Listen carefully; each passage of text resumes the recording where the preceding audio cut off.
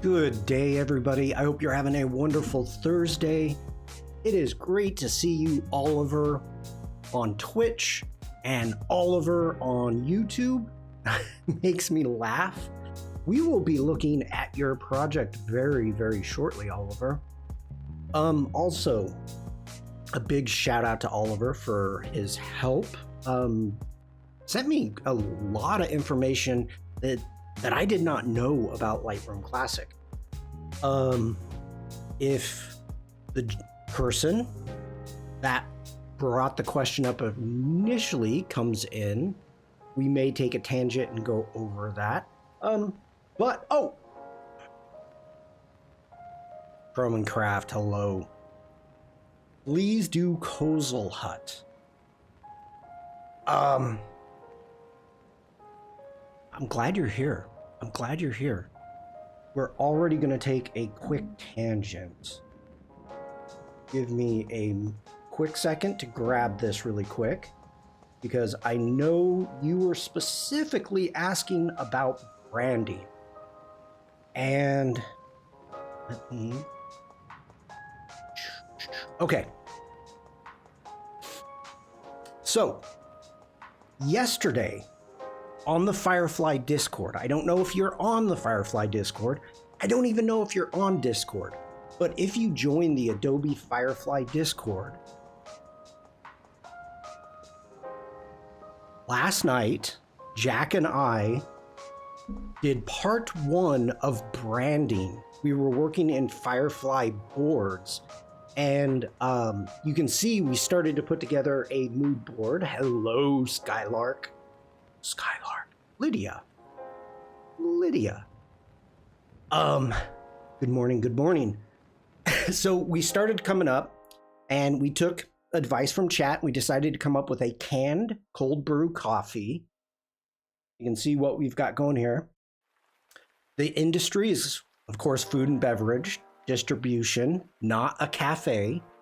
Our audience, high-end gym members or athletic clubs. And then our brand traits. We went through the whole brand trait going through. Are we... Linda? Dang it.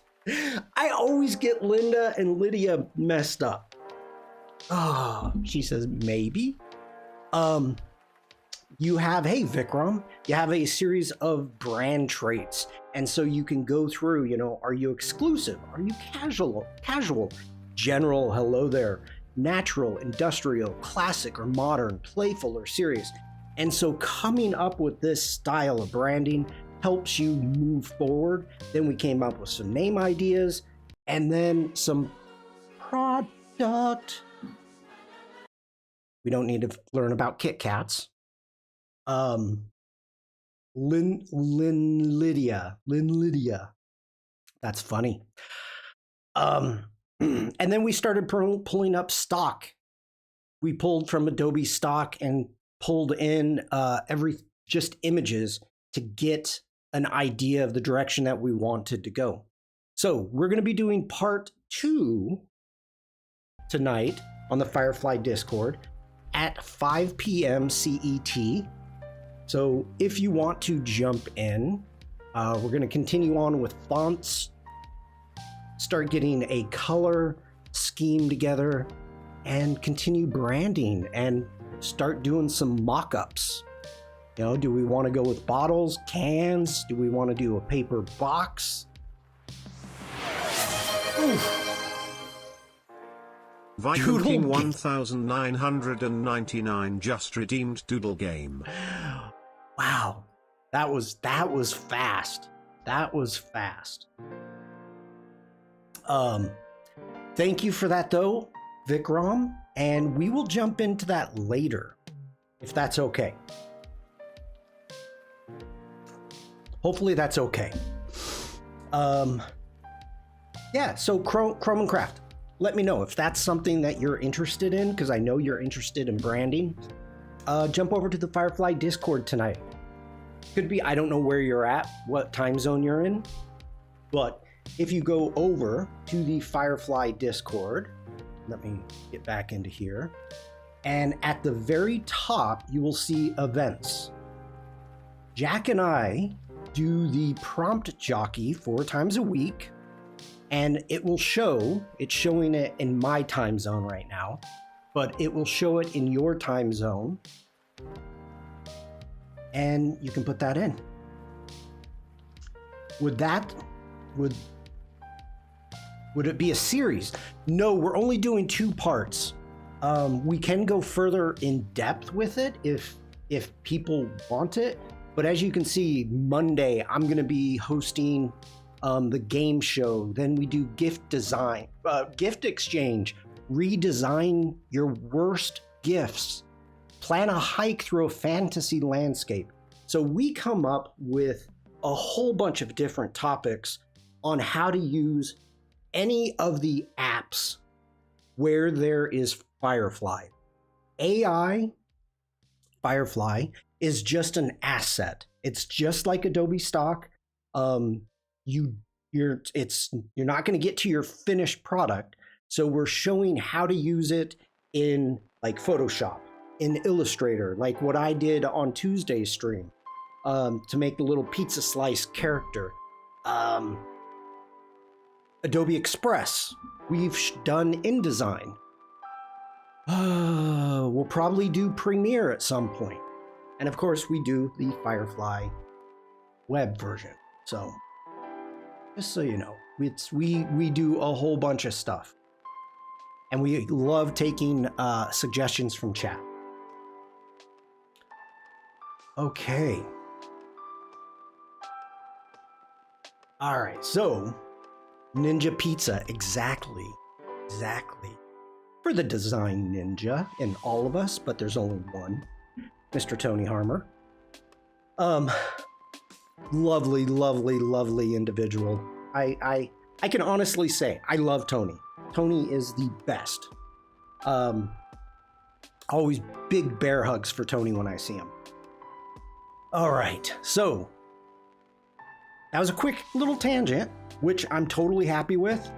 Anything to inform everybody. You know what? We're going to go a step further. Let me do a quick introduction. Get a room. Well, usually it's a small little room in Munich where I'm sitting here and Tony's over here, and there's cameras all around. Or Max. Max was the last time I saw him, which there was a lot of people around, but that was a big room. Let me go ahead and do some introductions really fast. And Chrome, let me know if you are on Behance. Okay, hello everybody. My name is Shawn Kozel. I'm a photographer. I am based in Germany. Ooh, what? Whoa, hold on. Why was that? What did you say? When the stream is free, can you do a demo on creating a professional portfolio website using Adobe to showcase my work? Absolutely. That is a great question, Vikram.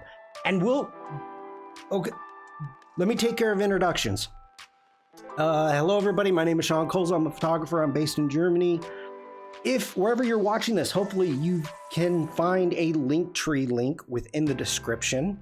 And it looks something like this. This is where you can find me on every place on the interwebs. If you want to share your work with me, like Oliver, which will be showing off, you can join my Discord right there and post your work. If you're watching this on YouTube, Twitch, make sure to like, subscribe, hit the bell icon, do all those great things. Greatly appreciated. Let's jump back over to, not the Discord yet, Behance. General saying Behance, that's a name I've not heard in a long time.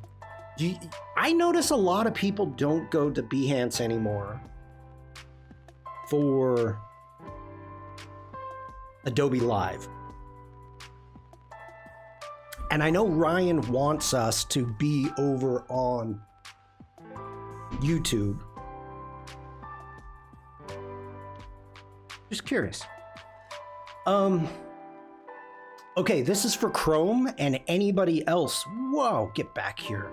This is for Chrome and anybody else. If you are on Behance, they've changed this. I just go to YouTube now because the polls are there. That's true. That's true. All right, so we have our resources up here at the top. If anybody is interested, let's go into, no, let's jump into the Creative Apprenticeship.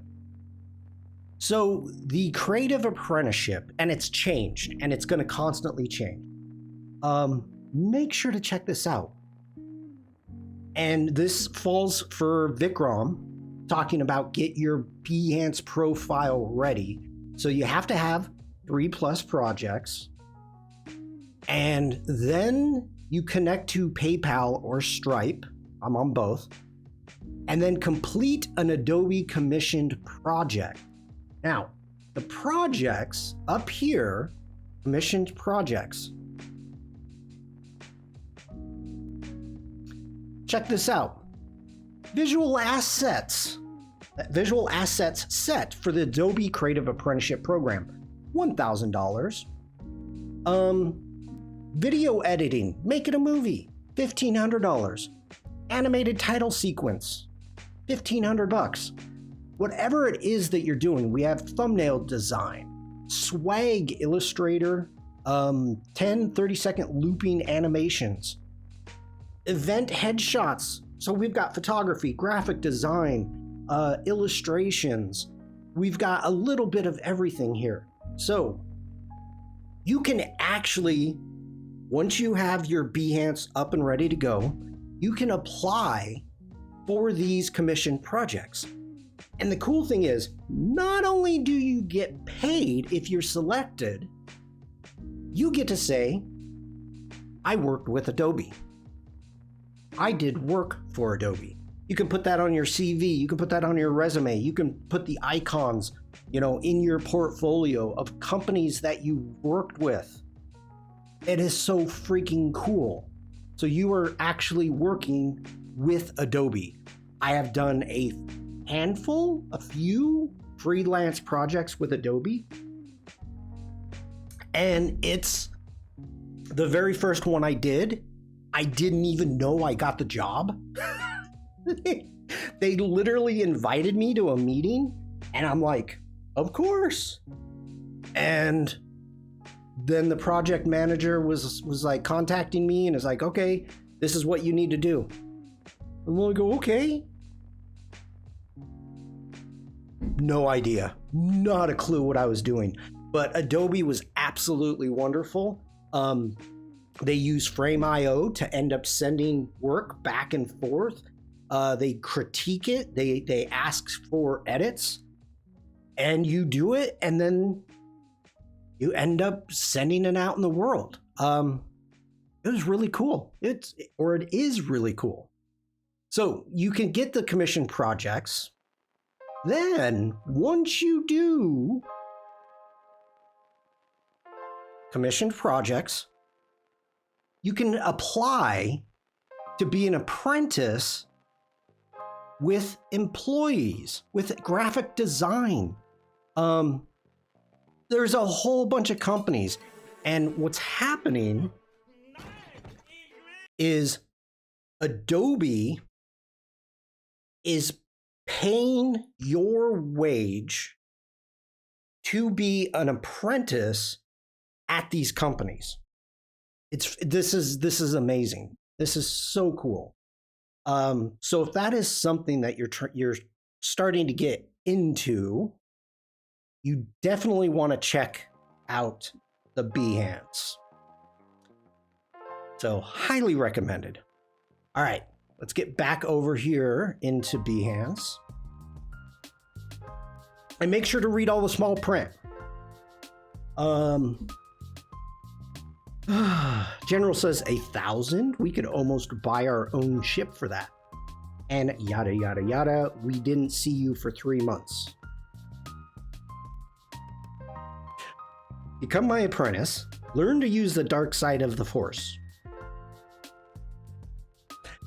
General Kenobi.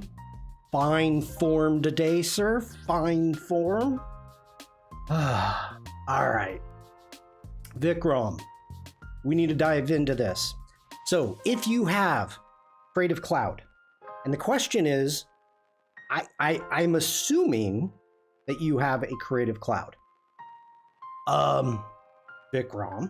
So what you want to do, and I went from Behance Pro back to regular Behance, so I need to check out this. All right.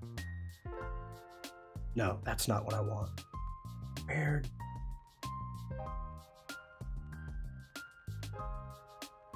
Is it at the bottom now?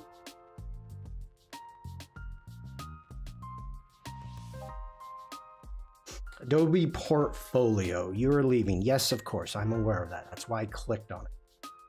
Oh, where is the edit my portfolio?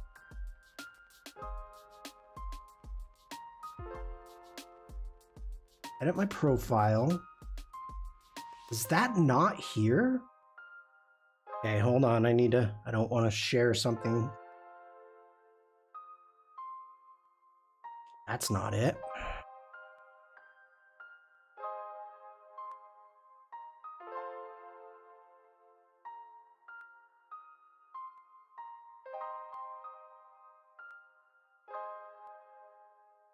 Okay, there we go. Found it. Okay. So they keep changing stuff, so I apologize for that. Whenever these questions come up, I need to search for stuff. So I just hovered over my profile image, and you will see Adobe Portfolio right there. And let me zoom back out. Once I click on that, this will come up. Now, because I have a Creative Cloud subscription, I can have up to 5 sites. So I could break this down to genre, to what type of work I'm doing, whatever it is I want. I have my portfolio, so if I go ahead and I hit edit, and there's a couple ways that you can do this, Vikram. I need to get rid of those. So I'll show you how to get rid of those. Now, as you can see, if I come here onto my portfolio, I have a series of images. I need to update this. Now, I just uploaded these images. So let's get back to work. And as you can see, I've got it broken down. I've got portrait, travel, animals, landscape, seasonal stretch, and lockdown let up. Now this is a Behance project. So if I click on that, it's taking me into that Behance project that I made. So you can do it this way and create a Behance project, which will automatically come over into your portfolio, as you can see, like these did right here. Or you can create sections and do photo grids like this. Now, this is a great way to do this. If we come back to the main, now, as you can see, let me get back to home. If you have your own website, you can actually link your own website to this. It comes up as shawnkozel.myportfolio.com. So Adobe's not in it, Behance isn't in it, but that's your portfolio. So this is a great included thing within the Creative Cloud. Let's get back over into the edit. So the essentials. First off, we don't want to add pages, but if we go into pages, these are all my Behance projects, as you can see. Now, you can see down here, these are from Lightroom. So I brought these images in from Lightroom. They even say Lightroom, and I've got them turned on. The ones that are Behance actually have the Behance icon. So let's scroll back up. These two, these are community projects. I don't want them. I don't want them there. If I come down, you'll see that I've got my website link, I've got my Behance link, and then how to contact me. So I've added those pages. Let's get back out of here. Let me shut off my lower third quick, just so it doesn't get in the way. Nope. You've got themes. So you can jump in here and it doesn't have to look like this. If you go into themes, you can see that we've got dark modes. We have all these themes that you can choose from for your portfolio. I'm gonna just keep it the way it is right now. Then you've got settings, you've got your logos, navigation, footers, very customizable. Really easy to do once you start getting in there and diving. Let me update the live site.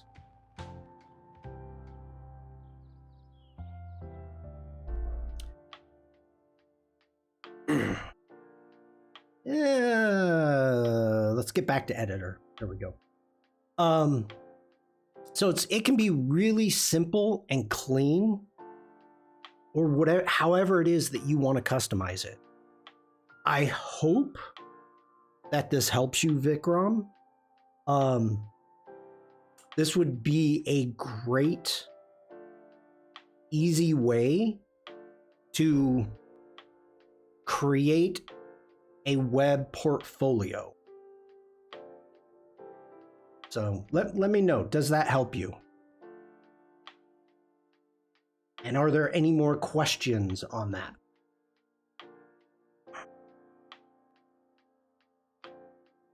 Let me scroll up just to read Vikram's message.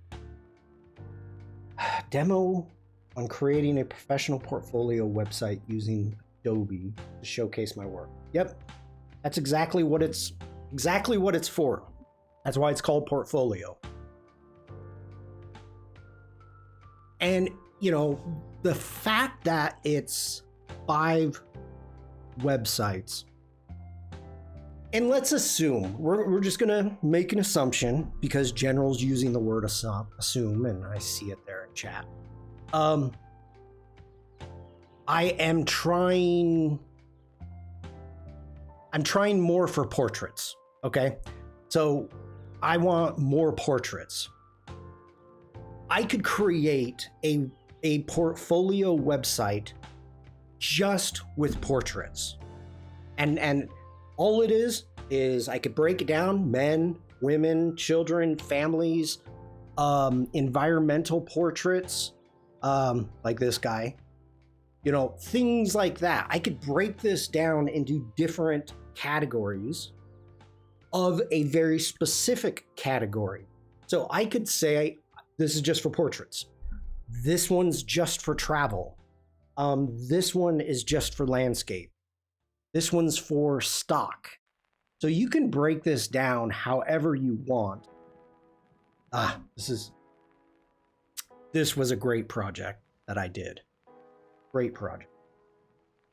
That was the first Easter during COVID, during the lockdown. I went through my village and had my friends come to the window and we did Easter portraits. So much fun. Yeah. Oh my God, YouTube, you're freaking killing me. Like every 5 minutes, I swear. Why? Hey, I don't see anything in chat if this helps you. Yes, no? All right. It's gone quiet, so I'm assuming that everybody's on board. Everybody gets it. So we talked about the apprentice program. Ryan Selvey was talking about I don't want to call it a commission, grants that Adobe is doing. And I talked about Adobe Portfolio. So let's get back into the Discord because we've got some photos to look at.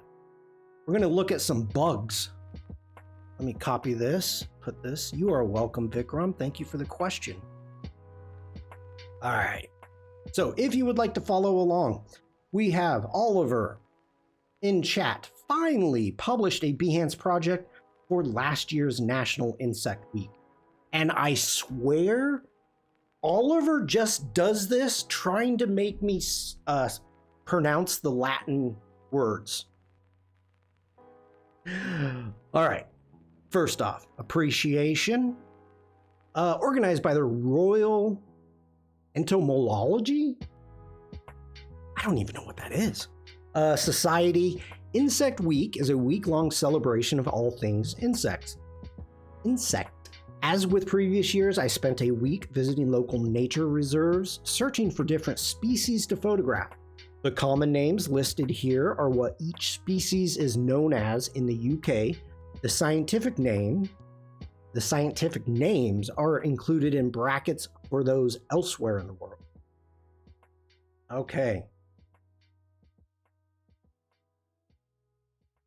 Hey, I love looking at these. Okay, so what we'll do is we'll look at the first three, close out of it.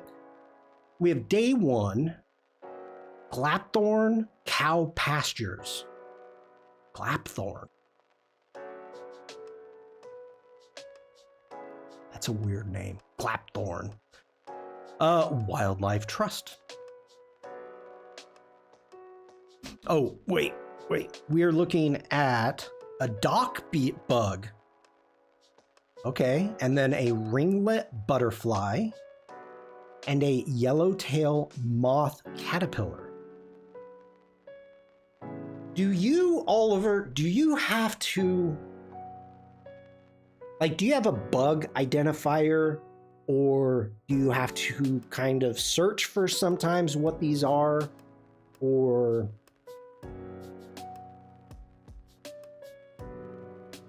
I agree. I agree, and I understand. The UK has a lot of weird place names, Oliver says. Glapthorn is quite tame comparatively. I know. Oh, that deserves.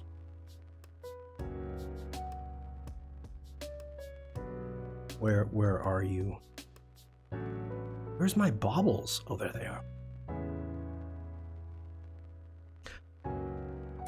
Oliver commands insects to pose for the photos. Well, no, he makes them sign a release. That's how he knows what they are.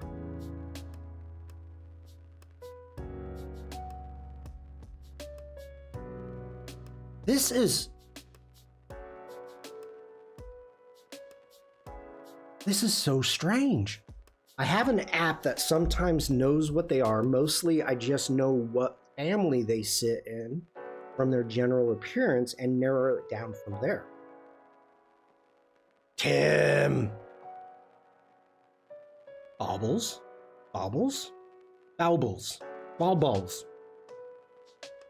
How you doing, Tim? Good to see you. Good to see you in your real form. I was just talking about hanging out with you and Tony. This seems so strange to me. It looks like it only has one antenna. And the focus is so... it's making my head hurt because it looks as if maybe this is an eye? I don't know. This part here in the center where my arrow is in focus, then it goes out of focus, then it's the antenna, which I am assuming it could be a leg. That's the eye, yes, okay. And then it goes back into focus. The depth of field. But that could be, well, no, that could be a leg. That's a leg. I don't know. Maybe that's a leg. It's a great photo. It's making me stop and look at it. General says he makes them sign a release so they don't bug them later.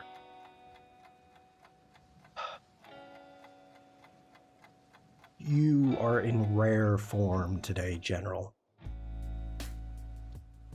Okay, they have two antennas. One is out of focus. Aye, sir.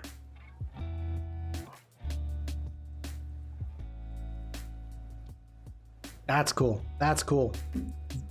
All right, moving on. I have grown an appreciation from doing my backyard streams, my backyard photography streams and butterflies, and doing macros and videos of my wife's butterfly plants. I have a different appreciation for butterflies and moths. Like the amount of color and hair and just so cool. So great. All right. This is a pretty common caterpillar, is it not?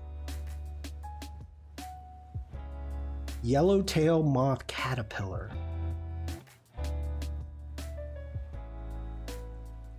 Are these the kind that are they're poisonous? Like you'll itch beyond belief if you pick them up. And I don't know if all caterpillars are. It could be. But I've heard stories. I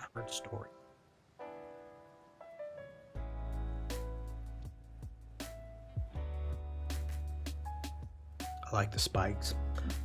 All hairy caterpillars can cause skin irritation. All right, don't pick them up. Day 2, Shortwood, Southwick wood. We've got a scorpion fly. That sounds horrible. A dark bush cricket and a white admiral butterfly. Oh, why'd you go there? Why are you okay, there we go. Holy cow! Does it sting?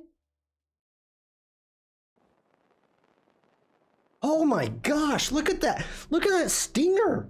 No. In general, bright colors equals poisonous. Is that why you wear such bland colors, General? You don't want to look poisonous?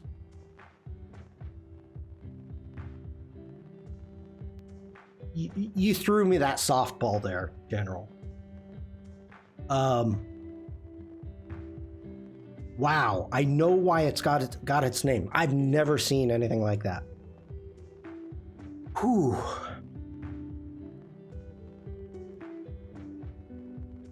That is one ugly bugger. Yeah. It's where the name comes from because it looks like a scorpion sting, but it's not a sting, it's for mating. Oh. Okay.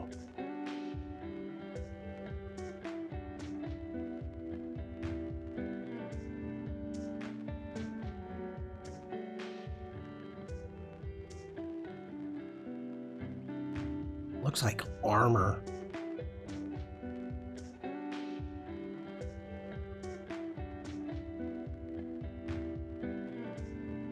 Ooh. Look at those eyes.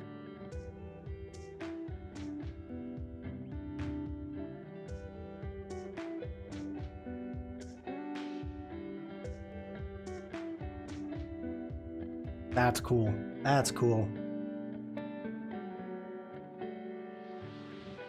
I like the contrast with the wilting flowers. I like that.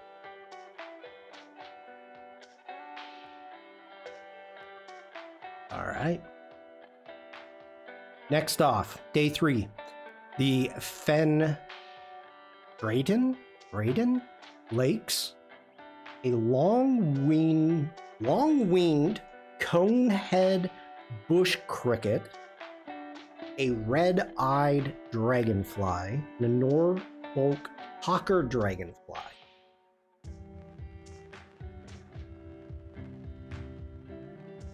Wow, yeah, that's I would say that's long.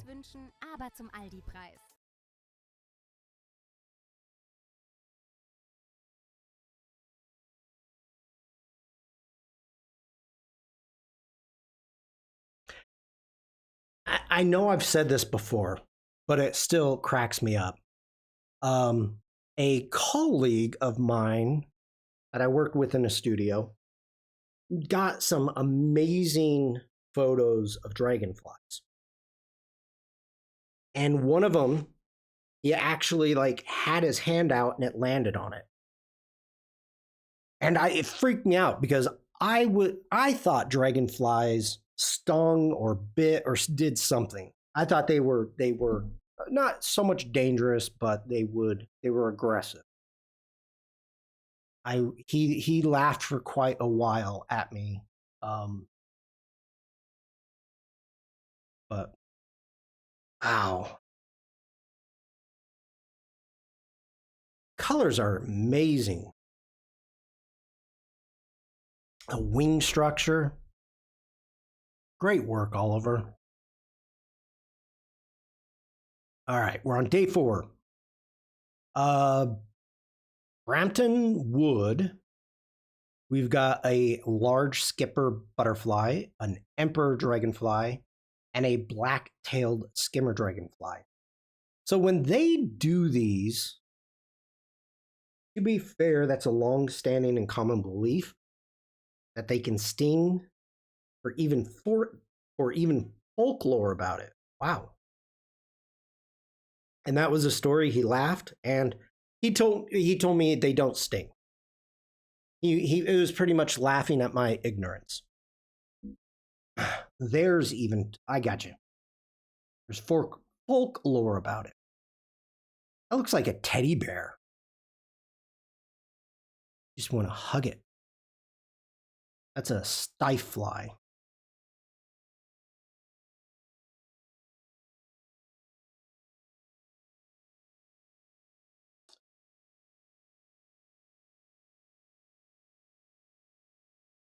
They don't sting, but the nymphs can give you a nip if you annoy them. Nymphs.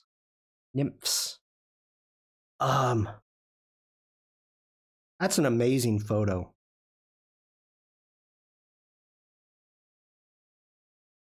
Wow. Oh, what I was going to ask. When they set up this insect week, is it the specific time that there's supposed to be like the most insects? I mean, are they timing it for a specific kind of insects? Because I know they have life cycles. Okay, Woodwalton Fen National Nature Reserve. Got a red-tipped cleavering moth, kind of tough to read. Large red damselfly and a purple emperor butterfly. All right, I gotta start zooming in. Freaking blind. Yeah, it's early summer. Most insects are about then.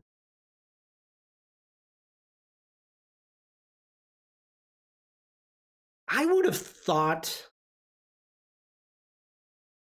like midsummer would be better, but I don't know. Wonderful capture. Like, do they not have in their wing structure is that absolutely 100% transparent, or is there nothing there? I mean, I would assume there's something there. I don't like insects. They're rough and irritating, and they get everywhere. Transparent. That is transparent. Like, wow, that's transparent. Oof. Wow, look at that eye. Oof.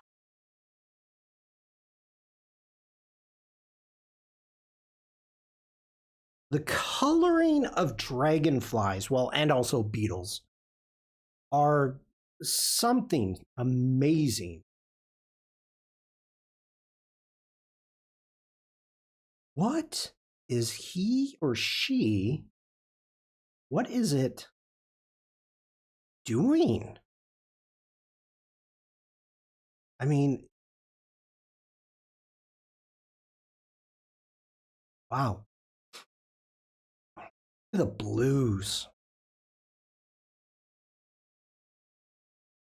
Ah, that's cool. All right. Day 6. The Felmersham gravel pits. Getting minerals from the dirt in the mashed up grass clippings. I had no idea they did that. I can say I've never seen them do that. Oops, I forgot to read. What do we have? What do we have? Yellow and black longhorn beetle, a brown hawker dragonfly, and a red admiral butterfly.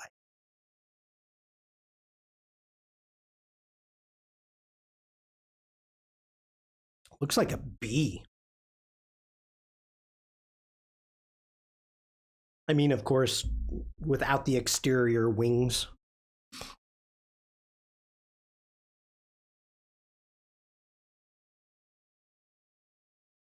Wow. General says, I'm glad Oliver's here to tell us these things, Chewie.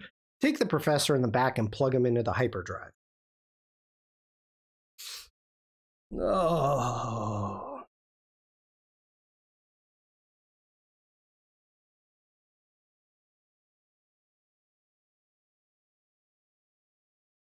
I have started watching that is great contrast with those pinks. That's super nice. Wow. The Canadian Ant channel on the YouTube. And that has gotten really interesting. Okay, we are on day 7. The Tittishmarsh Nature Reserve. We have a common blue dragonfly, a soldier beetle, and a banded damselfly.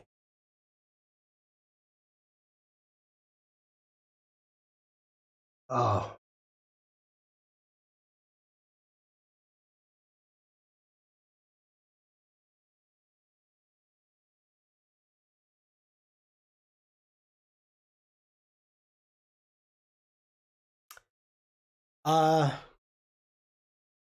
B. Conley, this was interesting, did an IRL stream this week where I didn't have much time to watch it, but he was going to some wetlands and just doing some animal photography in Florida. And immediately he comes up to a gator. And the gator's laying in the sun. I get it was in the morning, and he said it was pretty cold. That gator's just hanging out, catching some rays. And he's getting right up next to it. Like, oh my God.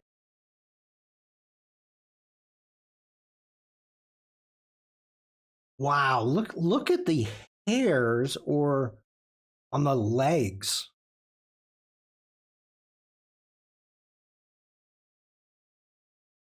Jeez. That is cool. That is cool.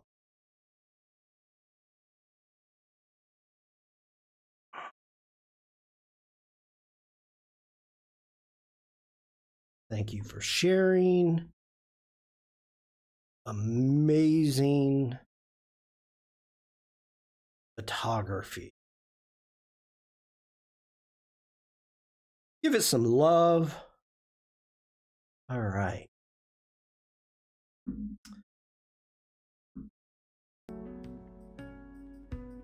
Oliver, thank you so much for sharing. And I think that's all we've got to check out. All right.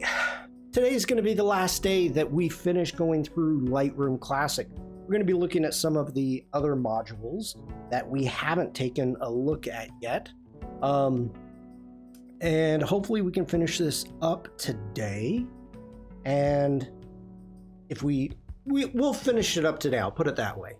And then we can get into Photoshop starting next week, doing a deep dive. Okay, so in Lightroom Classic, we have already gone through the library module and the develop module. Going into the map. Now, I do not use the map module. I don't use GPS tracking on my images. That is just what I do. I don't do, I should say. That's my workflow. I used to have some images in here from Terry White from a daily creative challenge, and I totally forgot that I had them, and they were of the Atlanta airport. Those are deleted. They're gone. They're not my images, so I've deleted them. But as you can see, I have no photos. Now, Oliver, just because of what we just saw, likes to use the map and is able to track with an amazing detail of where he found specific insects. So he is able to get in, and if you're looking for a specific insect or some type of life and wants to check where it was seen before, Oliver's able to jump in here and take a look at that. So I can see it being useful. Like, it has its place. For me, it's not that useful, so I'm not worried about it. Okay. Now, why I don't use the web. Book, we can talk about, let's talk about book really quick.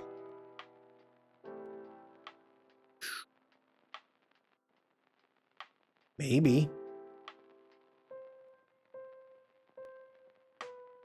All right. So the book is set up by Blurb, okay? Now, let me move and, okay, the lower thirds is off. Down here at the bottom, once you finish building your book, you can export it as a PDF. I record my GPS track with Strava and export the GPX from that to use in Lightroom Classic. Have to make sure the phone and camera times are properly synced. That makes sense. So that is an opportunity. That is a possibility. If you don't want to print it, have it printed, you can export it as a PDF. So let's get up here. You've got your clear book, create saved book.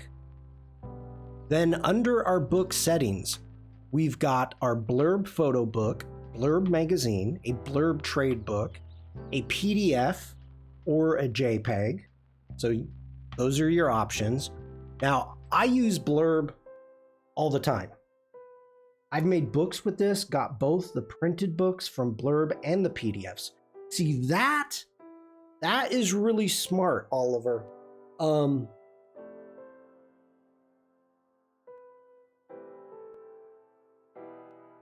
I've probably have maybe 10 books. I've made maybe 10 photo books from Blurb. And I made one, but I totally see the benefit of being able to save it, export it as a PDF. I did not know that. I didn't do that. Let me put it that way. I didn't do that with the book that I made here. I was making books before I really did a deep dive into Lightroom Classic. So my workflow was using the Blurb website, and even at Photokino,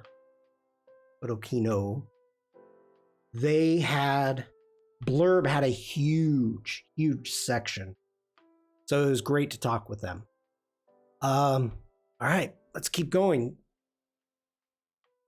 You've got your small square, your standard, your large landscape. So of course these are all going to change depending upon if it's a magazine or a photo book. But you can go in and choose whichever style that you like. Then you can choose your hard cover, your hard dust jacket, or a soft cover.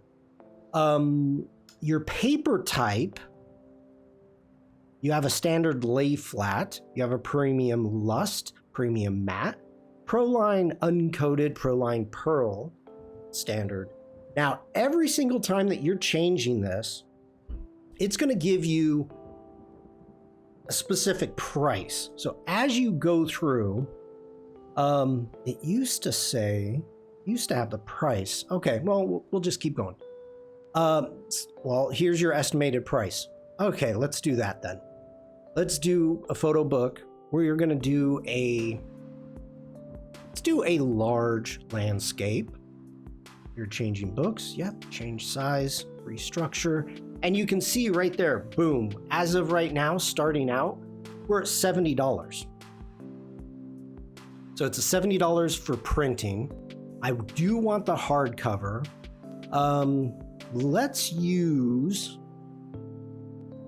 I'm a major fan of matte. Now it's $78. Logo on the page. Okay. If you have the logo, it's a discount. If you don't want the blurb logo, let's turn it off and see what the difference in price. 78. Ooh, 78 to $95. Oh, okay, hold on. Everybody, I will be right back. I'm gonna grab a book.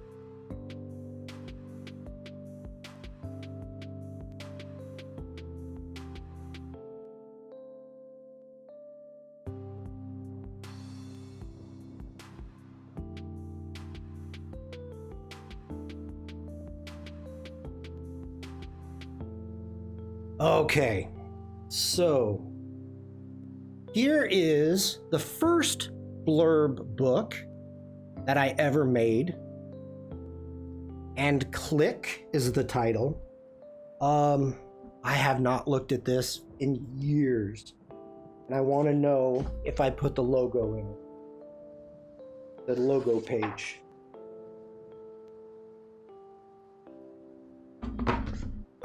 One moment. In the front too, or just the back? Okay, so what that is, the logo page, to show everybody, is at the beginning of the book, you've got Blurb's logo right there. Then at the end of the book, on the last page of your photos,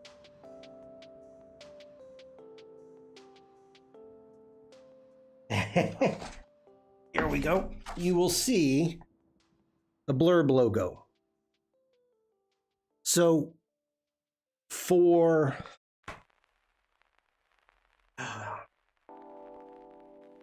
that's a nice book.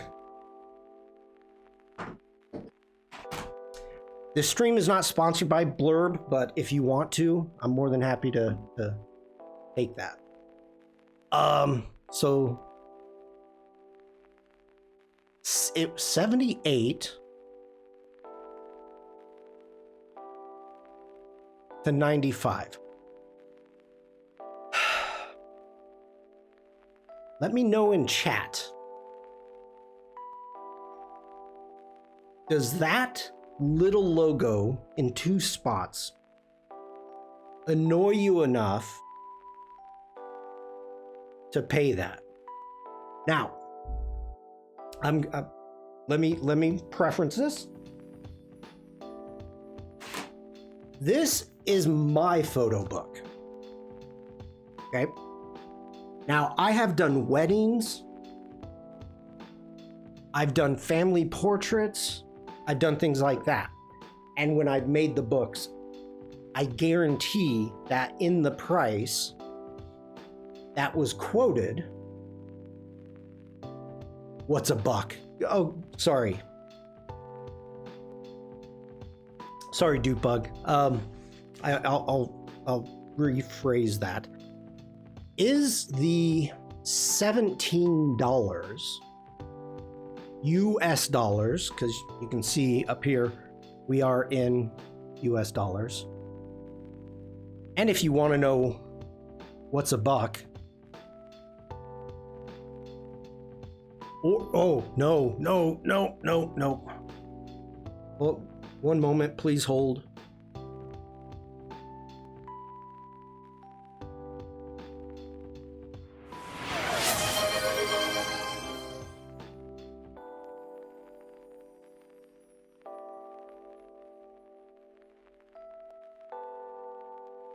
Okay. Oliver's saying mine only had the logo on the last page. Now I'm curious. Now I'm wondering if I should grab a new one. Okay, mine only has the logo on the last page, which doesn't have a photo. It says made with Adobe Lightroom as well. Maybe because they're paperbacks rather than hardbacks. What's the most recent one I made? All right, mine are old, like 2016, I think. All right. But UK may have a different standard than the US. Let me grab a newer one. Please hold.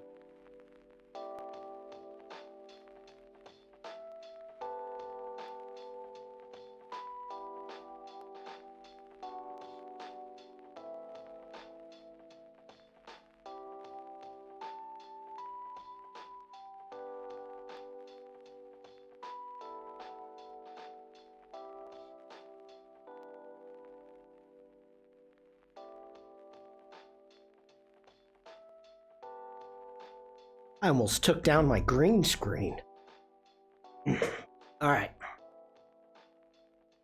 Let me see what I've got here. This is a trip, sister's trip with Mrs. Shawn and my sister-in-law. Okay, I don't want to share these photos, but on the front, on the first page with photos, there is a small blurb logo. And on the last page, there's a blurb. Now, this is the one that I think that I made in Lightroom, and it does not say made in Lightroom.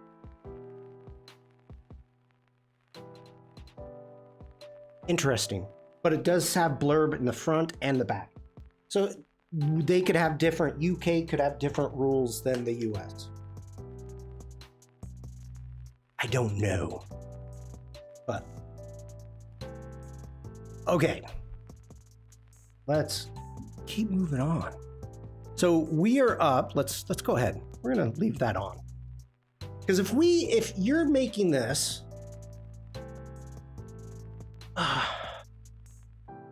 mine are also smaller, so maybe that.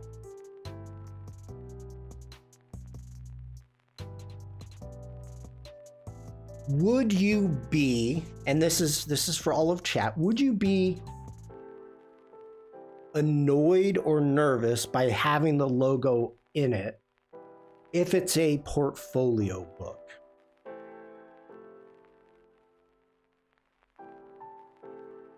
Like, I understand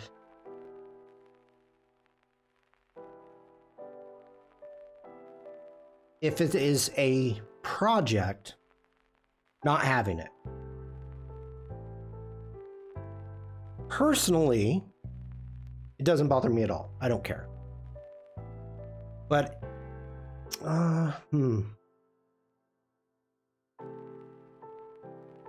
No. That's how they get you, General.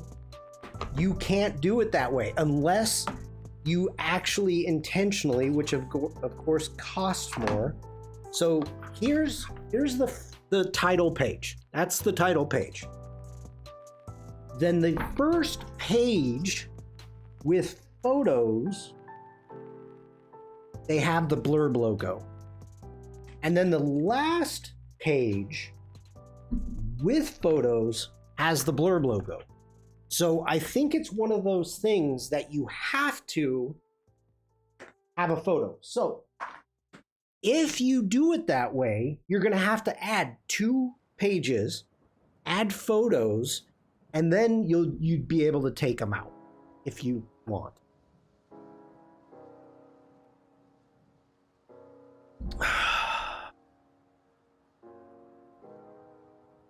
Yeah. Okay. Moving on. All right, so at this point, you have a choice. You have the fine art 1 photo per page. So you've got a series of presets that you can do. Left blank, right 1 photo, left blank, blah, blah, blah. Then 1 photo per page. So mine's on the last page, facing the back cover. Mafu. Fujisaki Mafu, you just redeemed Big Boom. Okay, then there's difference. Thank you, Mafu. Then there are different policies from the UK, because every single one of mine's, they have the logo on the last page with photos, because there's still blank pages. There's blank pages in the front and blank in the back. So, all right. I'm just gonna leave you off. This is bothering me too much. All right, so you can set up presets. We have a fine art photo per page, and you can come into here and you can do a left is blank, right 1 photo, left is blank, right 1 photo with photo text, or 1 photo per page, meaning face to face. You can also edit the layout preset, and this makes it really quick to jump into and do this. So you've got fixed photo layouts, or let me get back here. Let's actually look at it.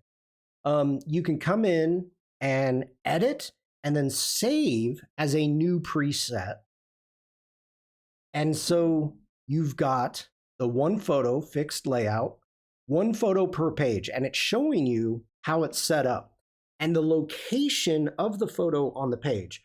So doing a fine art like this is kind of like Polaroid, whereas you have more space at the bottom than you do at the top. You can also make it fit to match. Let me come back. Under the 1 photo, you have a choice. You can set up 2 photos, 3 photos, 4 photos per page, multiple photos, text pages, clean, creative, portfolio, travel, wedding. So you can change how many photos that you want on each side. You can say, I want 2 on one side, 4 on the other, whatever it is you want. Now, of course, you can still continue to edit and with that preset, but this is a way to get started. And then you've got fit to zoom. You can do fill or fit. You can match the long sizes, then add photo text. And this is where you can update the preset, cancel, save it is up here, save the current settings as a new preset. So you can do that. And like I've got Tuscany. I've got 1,110 photos in Tuscany selected. If I hit auto layout, it's going to load all of those photos. So I'm not going to do that. I think my computer would blow up and I would probably die or something. All right. Continuing on. But this is, the auto is really, really freaking cool. That you can get in it and really customize things and try to make your life as easy as possible. One of the reasons, and put my logo page and the Lightroom Classic setting on Discord. I want to see this. I didn't know what you were talking about there for a second.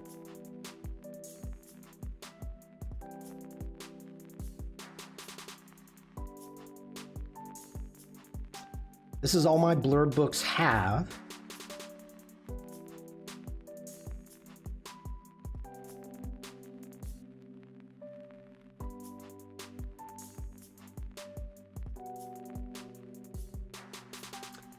Well, you know what? It would actually be nice if you could see,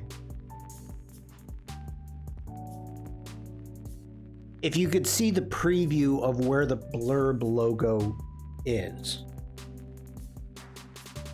And maybe there is. Let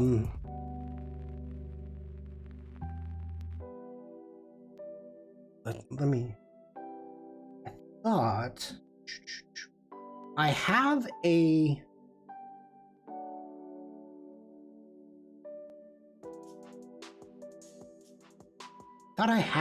photo book. Maybe that's under, no, not under Adobe. From Lightroom?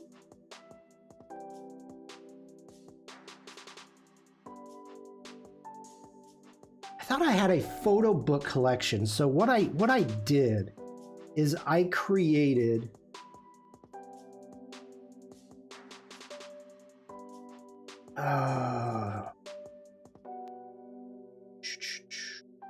I went through and created a collection and named it whatever the name of the book was going to be and put in photo book.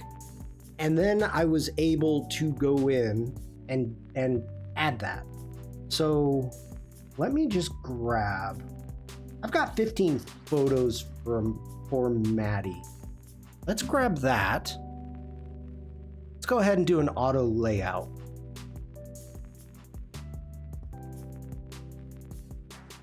Wait a minute, what the heck? Those are wedding portraits. All right, let's clear that layout because that's not right. There it is. Okay, you know what I think it is? I think I got it figured out, Oliver.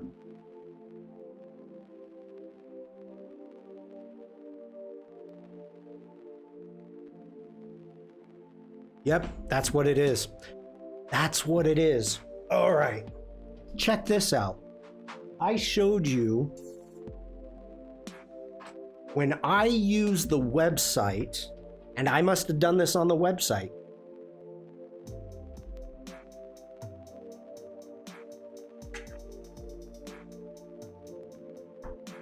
One second, please hold. Okay. You can see it's keying out. That's funny. You can see it's right there. That's what it looks like. Okay, it's colored. Check this out.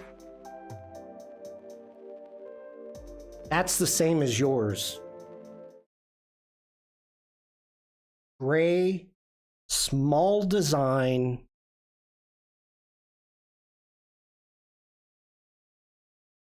So there is no blurb logo in the beginning. After I sent them to Blurb, I could see a preview on their site before finalizing the print. Not sure if that's a UK thing. Oh, okay, so it's a difference between doing them on the site and doing them on Lightroom. Yes. Because I don't mind. This does not stand out, and especially since it's on the final page with no photos. Like that.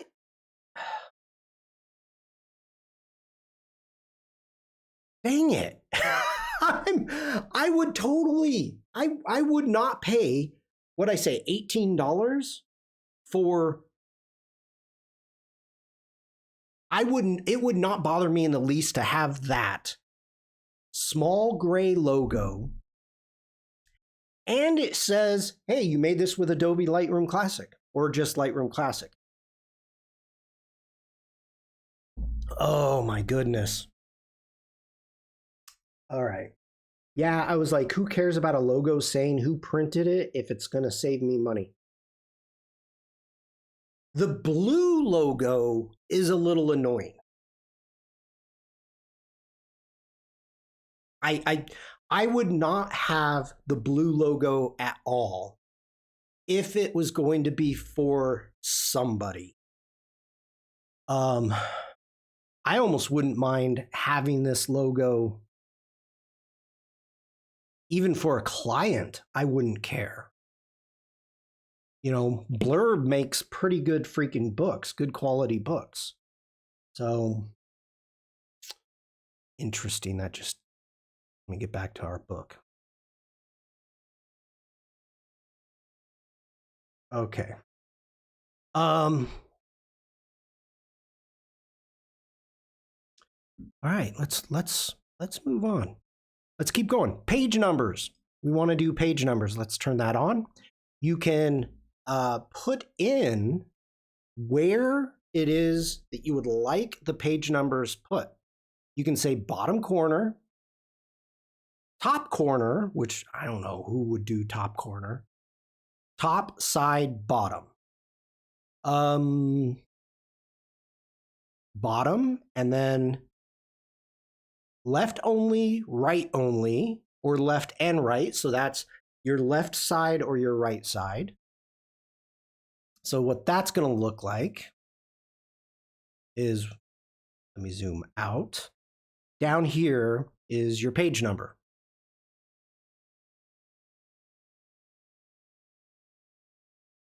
Keep wanting to hit G. All right, so we've got that. You can always come in and modify a specific page. So as you can see, I have this one was highlighted right there. It's got the highlight. If I do the pull down menu, I can modify the page here by adding more photos. You're changing the layout. And you can see with, if you want text, it gives you different presets. And so you can change this up however that you would like. But you can also do the same thing over here. You can add a page or add a blank page. And then for your grid, you've got your page bleed, which you can see the gray outline. Rick, hello. You've got text safe area. You've got the photo cells. Then you can add filler text, Lorem Ipsum, your page grid, and or guidelines. So that is all adjustable. And if you want, you can actually, instead of grid, you can switch this to cells. How you doing? Hope you're doing good, Rick. When you come down 2 cells, you've got a choice between your padding. Do you want the photo border? So if I say I want a photo border, and we can give, let's go ahead. I think I'm just adjusting. Oh, let me add.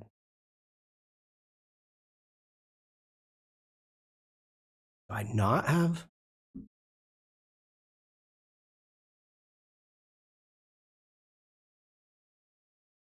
Oh, that's your text. I don't have any text boxes. So the cell is going to be for your text boxes. I have no text boxes.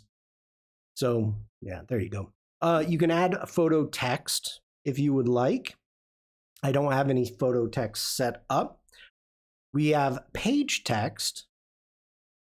Then you can go through and change your font, give your size, opacity, what type of alignment that you want. And then you can apply a background globally. So if I had,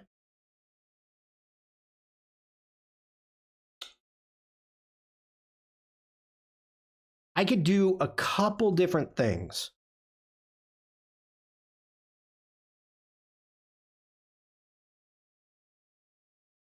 So photo, we've got this gray background. If we're doing travel, we can actually go in and add that map. So if we click into here, you can see that every single one of these now has that map as a background. Did that increase the price? No. So let's check those out some more. And of course, if we wanted to change the color, we've got it set up as graphic. And it's only letting us do it in grayscale. Oh, no, it's not. It's not. So if we wanted to go purple,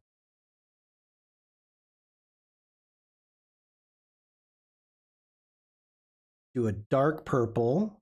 Sure, sure. Let's bring the opacity all the way up.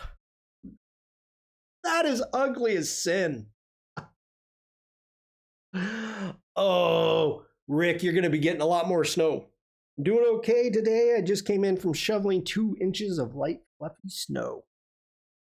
My God, I've been reading about the warnings and everything's going on up in the Northeast, the East. Let's just say the East. It's like half the United States and Canada. I know there's Canada. Ugh. And more than one weather. So we can add a global background, which can be fun. It can be fun. You can also add a background color if you would like. And then you can send it to Blurb. And that's when they'll say, hey, give me money. Remember, when you're working on your front and back cover, you can modify it any way that you would like. You have a bunch of presets right there. Yeah,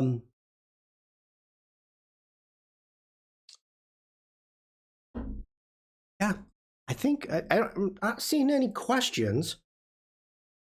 I mean, if anybody's ever made a book before, it's pretty straightforward, kind of the same thing.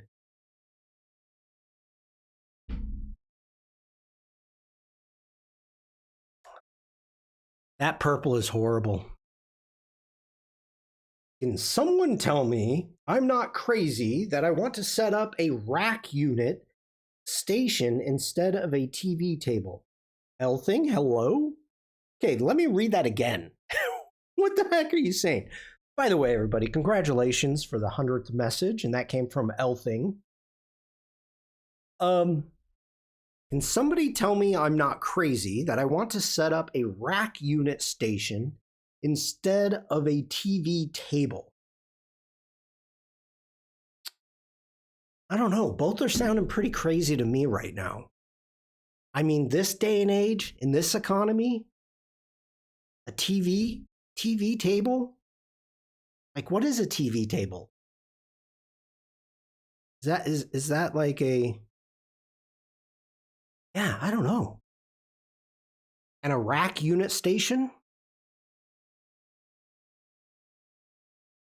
If you don't have enough rack mounted devices to add, the thing to put your amplifier and consoles. Gotcha. I was thinking like a TV tray, like, you know, the old days, you have the plastic top and you unfold it and you put your TV, your your Salisbury steak TV dinner. Ugh.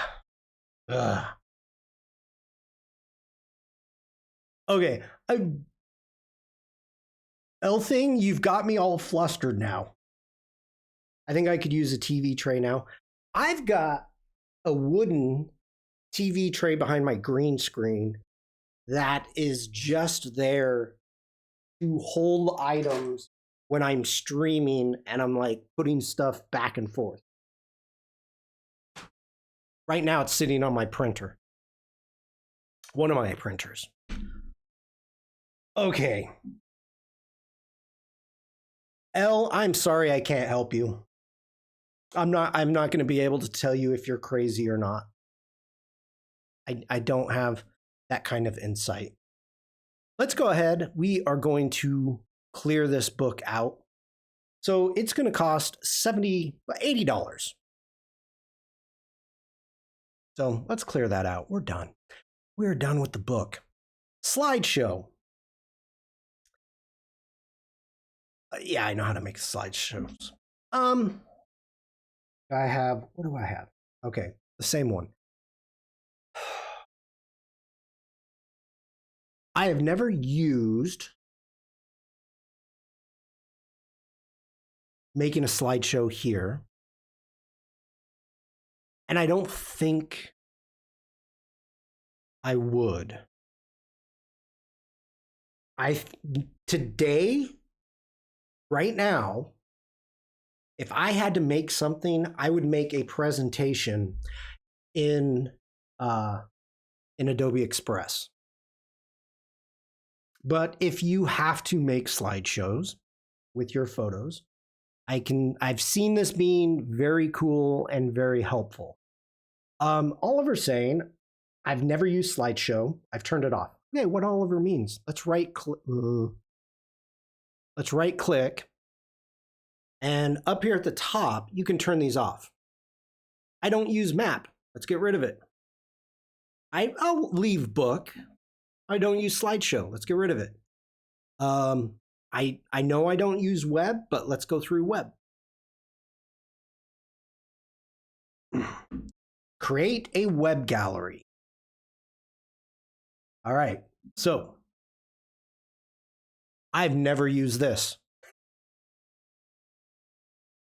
So if you want, you've got a series of different templates that you can use. We've got an earthy HTML gallery, an ivory stationery, a taxi. And as you scroll through, you can preview what they're going to look like. Again, if I'm going to make a web page, I'm sorry, Lightroom. I would make a web page in Adobe Express. Or like I did with Portfolio. So I don't know why it's updating my web gallery.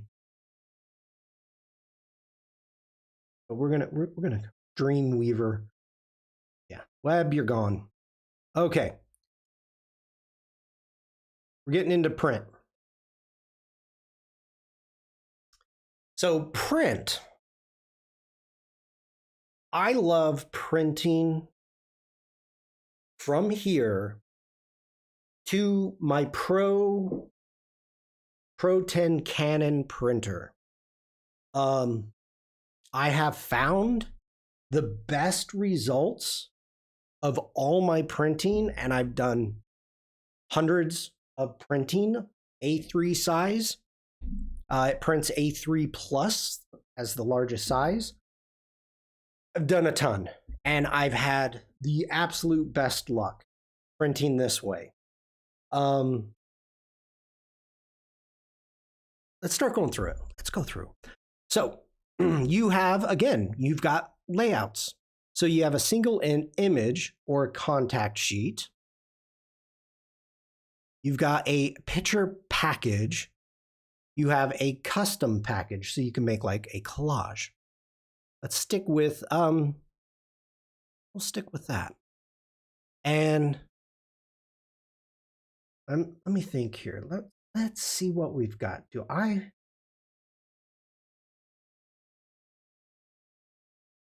Let's get back out of here and let's select this one.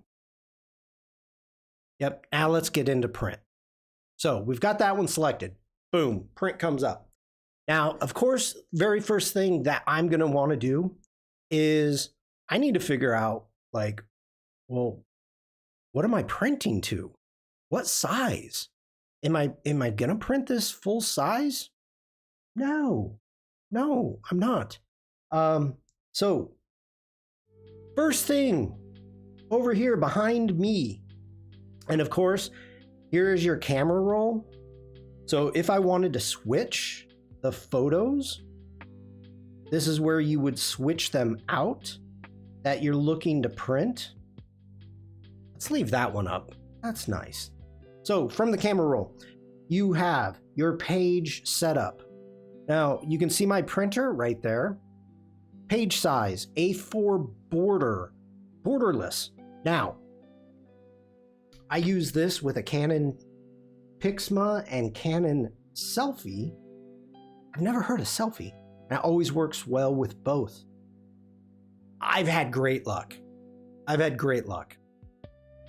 Now,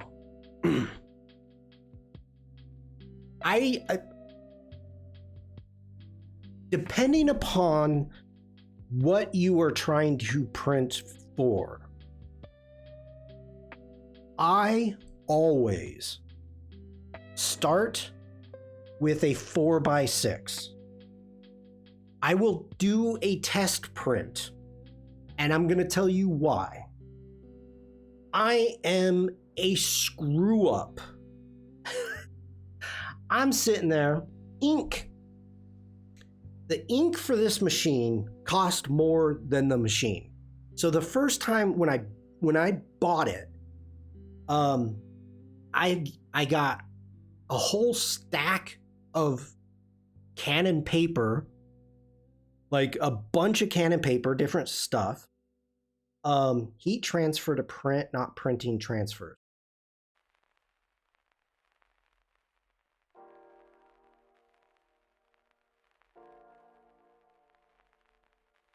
Okay. Why do I have no idea what you're talking about, Oliver? So obviously it came with ink.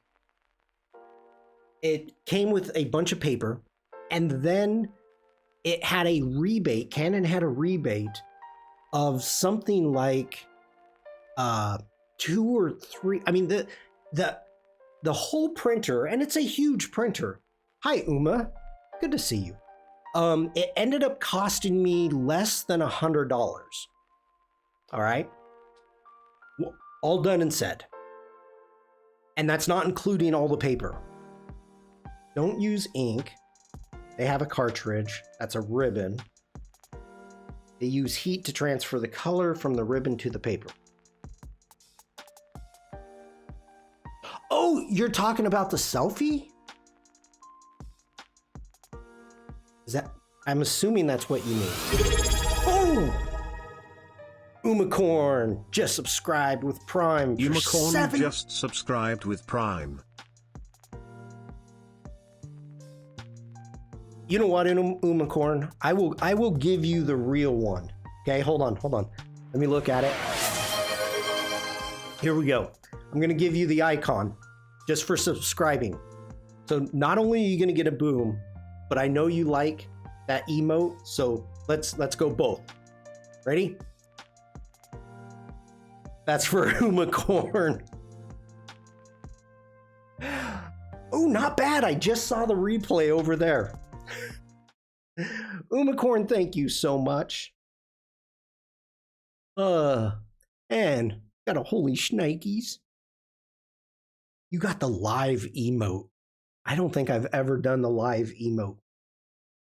I mean, other than when I actually made it. Okay, so I ended up finding on someplace some knockoff Canon ink that was like half price. And so I was like, yeah, let's go for that. So I bought it. Don't do that. Don't do that.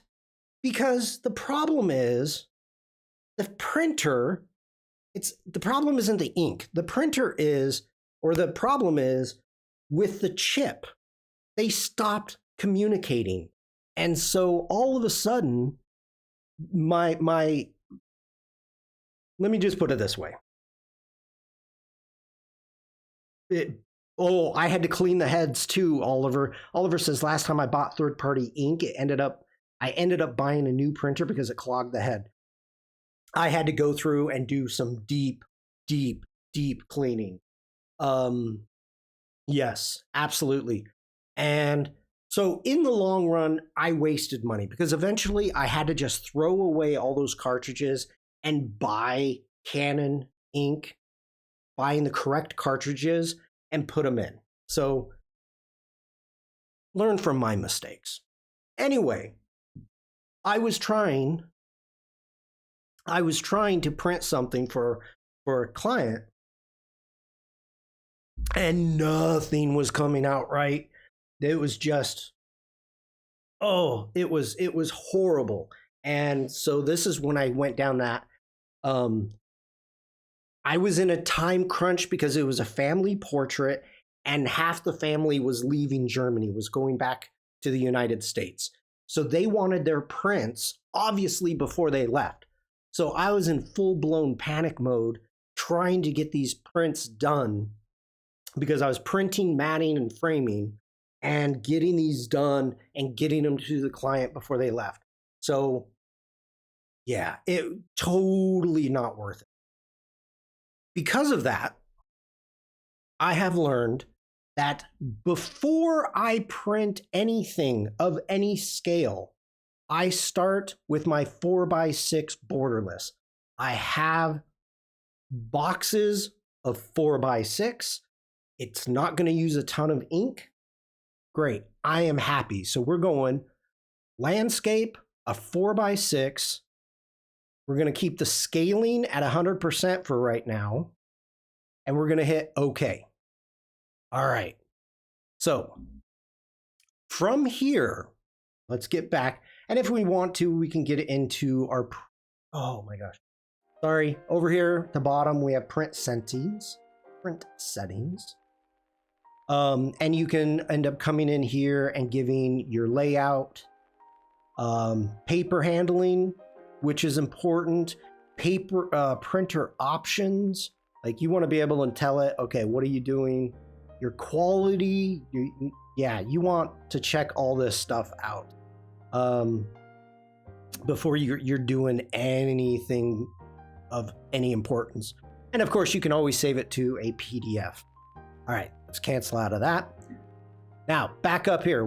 I know I want to do a single image. So single image, we're good there. We can zoom to fit, which it's already zoomed to fit. Rotate to fit. We don't need to do that. We can give it a stroke border if you want to give it a type of frame. And as you see, as I'm making this bigger, it's actually stroking the photo. So the photo, it's still 100% of the photo. This isn't being put on top of the photo. So as you can see, the edge of this tree over here, when I'm changing the size, it's not like eating into your photo. Now, it will make it smaller if you're going with a 20 point, but we're not worried about that. If we do want to do a zoom to fit, now it's cropping. So now what we have done is we've created this frame, and let's actually not do black. And again, now this is such a waste of ink. Highly, oh, that's horrible. Let me grab something in. Where'd you go? Oh, you can't choose from the photo, can you? If I hold Shift, Command. All right.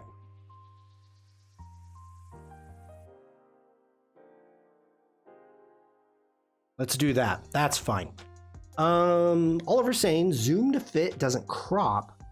Zoom to fill does. Yep, that's what I'm getting to. So that's rotate. Oh. Fit and fill. So fill, we'll do that. Rotate to fit. So fitting will crop. Fill, cropped, right?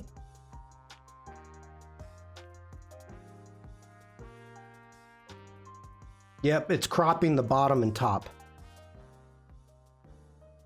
So it's not cropping the sides, it's cropping the bottom and the top. All right, so we've got that. Now, there are times, let's go ahead and turn off our border. We're going to leave on zoom to fill because we're printing borderless. All right, so there's times in which you're going to end up wanting, or it may come up with margins, and you may get, something strange. That will happen sometimes, or you will have a cell size. Now, the cell size is just that. You are telling it that you want it to be this specific size. Now, I am going to be doing this weekend, Mrs. Shawn's and mine, we need new passport photos. Are you going to print offline and show the printed one at next stream? No, I'm not going to print this. I mean, I may have this printed somewhere already. I could go find. I'm not going to print live. But so this is the point I'm making. Let me continue on. Let me continue on with this. So sometimes you'll get some weird stuff with cells, so you'll make sure to want to look into that. You've got grids, you have rulers, page bleed, your margins, gutters, image cell dimensions.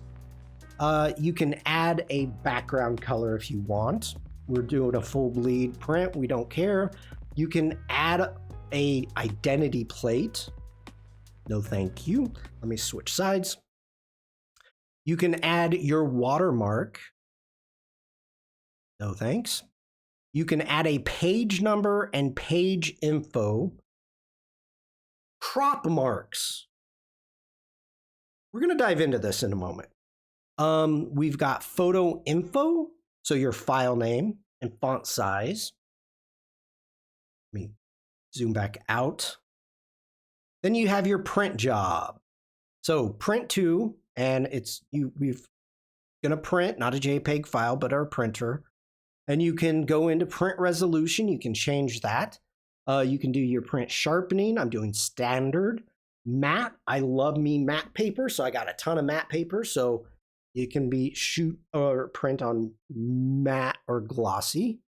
You have a 16-bit output, and then you have your color management. Now, not only this is where I'm talking about printing 4x6 before you print an A3. Print adjustments. This is massive. If you go in and you say, okay, I know that when I print, what I see here, let's zoom out. Your screen, now, okay, for me, my screen is always brighter than my printer, okay?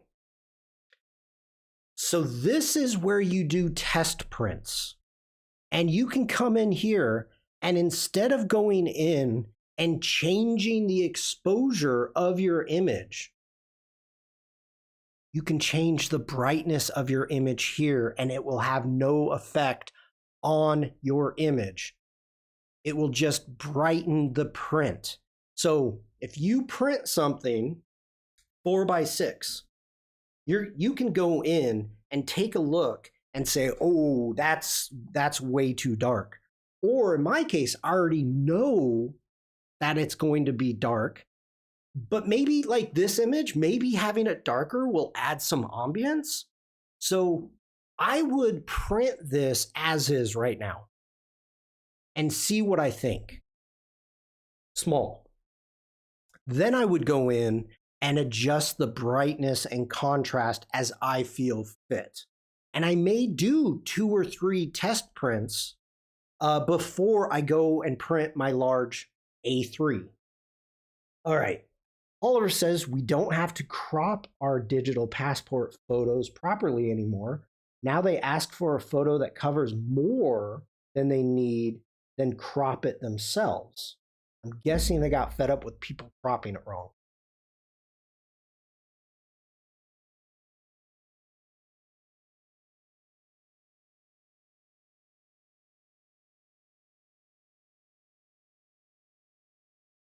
Do we want to, do I have,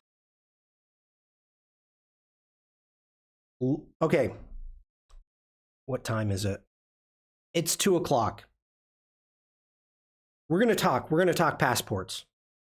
So let's get out. I'm going to come back to the print library. So bear with me, everybody.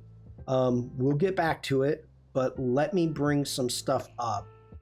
And I think I need to get Photoshop. Well, I need to get Photoshop going because somebody redeemed the Doodle game. So I got Photoshop open. Let's look at people. And do I have here?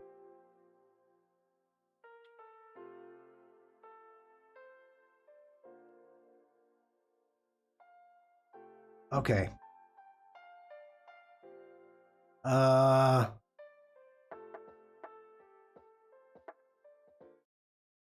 Okay.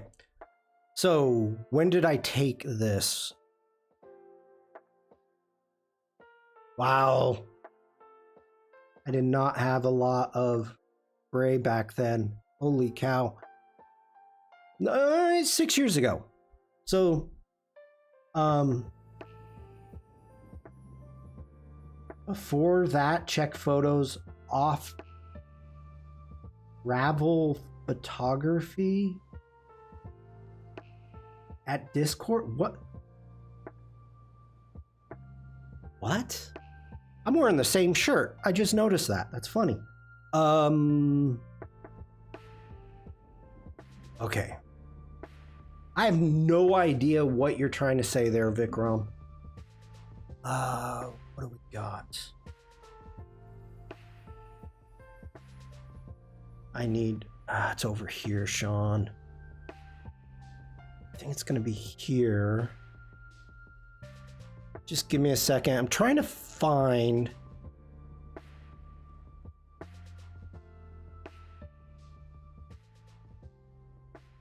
Okay, I've got it. Let me open this up.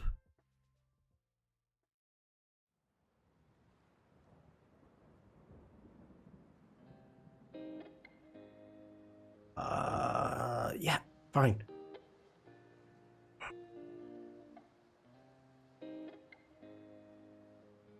Okay.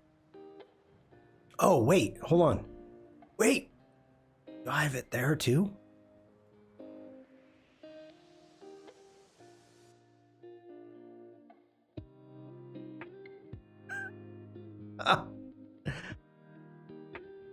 Okay.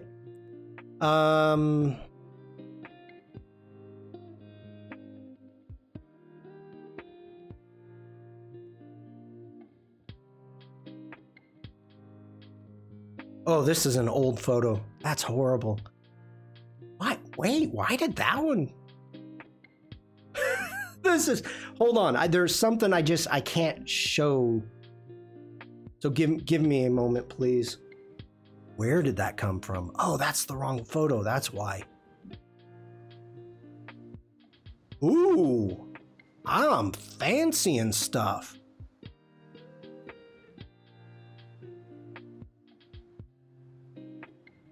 Okay. We are good to go. So there's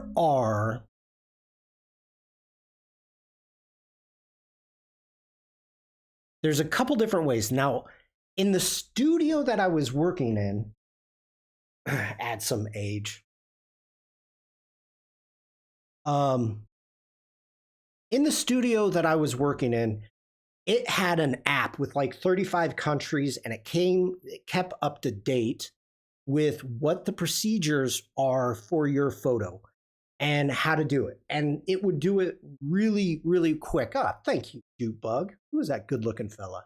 Let me get back here to show you where I got the information that I'm going to be talking about. So, okay, you have a 2x2, 2-inch by 2-inch photo.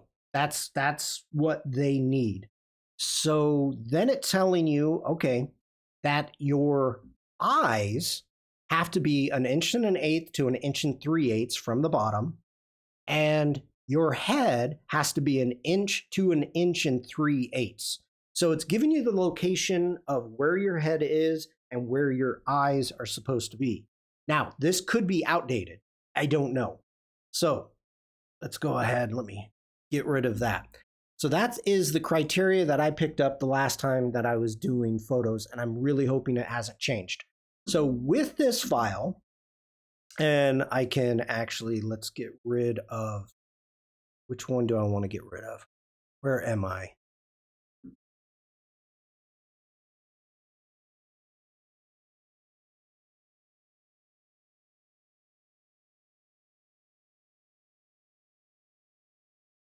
That's the one I want. Okay. So this, let me talk you through this. This is the unedited photo that I took. You can see in the eyes, let's zoom in, that I'm using two lights on either side. You can actually see them in the catch lights in my eye. We've got one right there, and it's very flat lighting. And that's fine and dandy. So what I did is I edited the photo and I actually cropped it out. I masked out the background because I wanted to make sure to have pure white on the background. So next off, I've got a 2x2 grid for the center point. So I can kind of line up. My nose is a little crooked.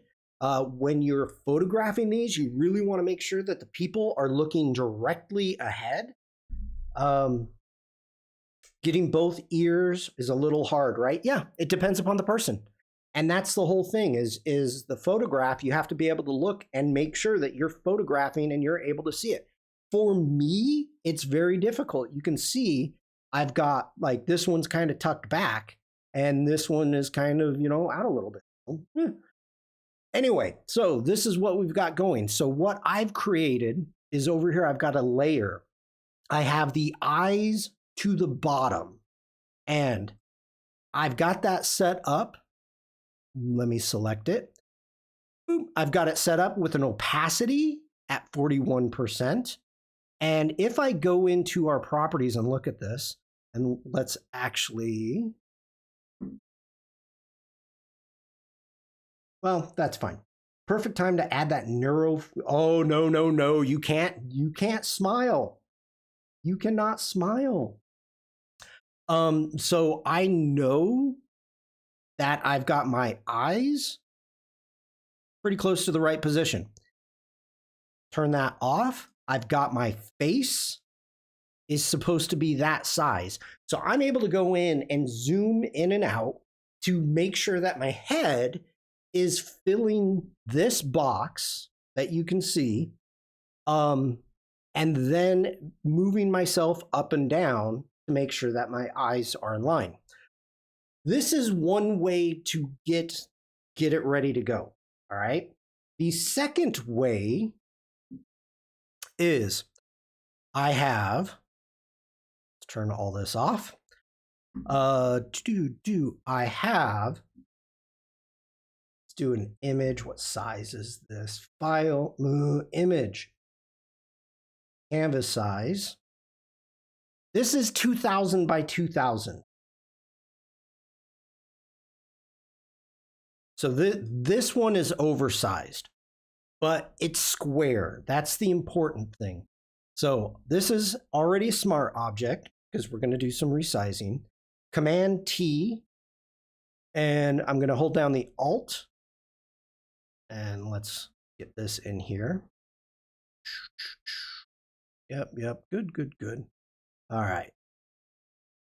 And I don't know what size we're going to need, but let's line it up to the grid for right now. Okay, that looks like it's between my eyes. It's hip to be square.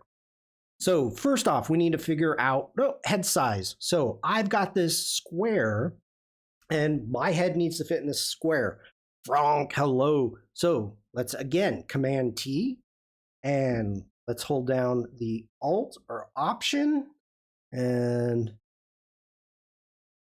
I'm using my arrows, and I'm just kind of guessing where my chin is because of the goat. So bring that up, or you can make it a little bit bigger. Okay. Let's use the arrows. Bring it over a little bit. That looks pretty good. So this is our guideline.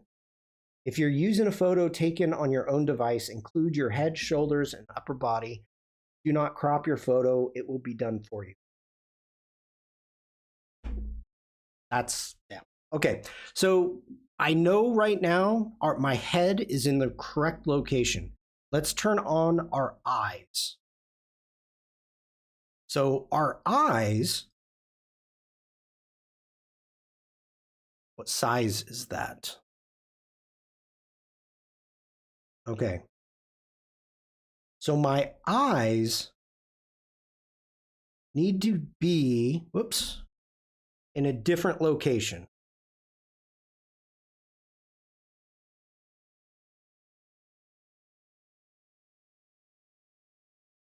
So this is, I would take that out to the Columbia, use a remove tool, get rid of that. So this is where what I would be doing with this to getting it the way I want it. And I would go in and, make all the changes. I would edit it. This is my photo.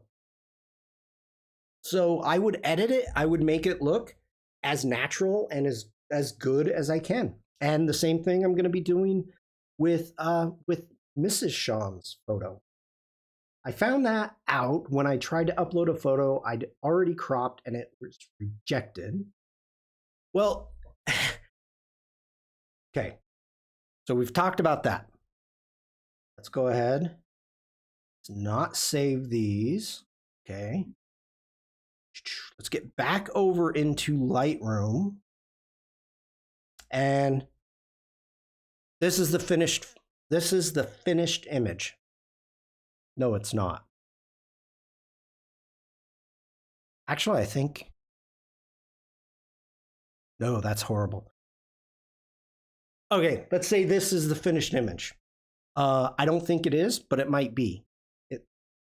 So from here, we're going to go to print, and let's make sure we are still going to do a 4x6. This time, let's stick with landscape. Let's go ahead and hit OK. And we're going to turn off zoom to fill. And we need, let's do 2. Okay, 4x6, 2x2. I know that the cells here are going to be fit 2x2, perfect cell size. Everything is great.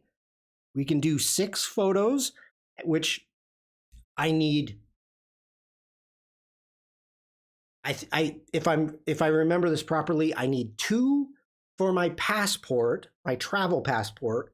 I need 2 for my official passport, and I need 1, maybe just digital, but I know I need 1 for the Canadian Mexico passport. So, okay. Everything's going well here. You still have to print physical photos. I do, unless they get rejected and then the military turns around and says, email them to us. The only reason my photos have ever gotten rejected, let me put it this way. My photos in the studio have never been rejected. My photos were rejected once because I sent the same image in for my official passport and my travel passport. You have diplomatic passport. It's not, no. It's called an official passport. A diplomatic is a totally different situation. That's a different animal. Yeah, and that's no. So it's just called an official passport. And this is where if you have visas, well, first off, you can only use it traveling for work. And all right, since you're asking, Canada, Mexico for tacos, pineapple pizza. Shawn is not a diplomat. No, I am not. But I can only be in Germany for 6 months.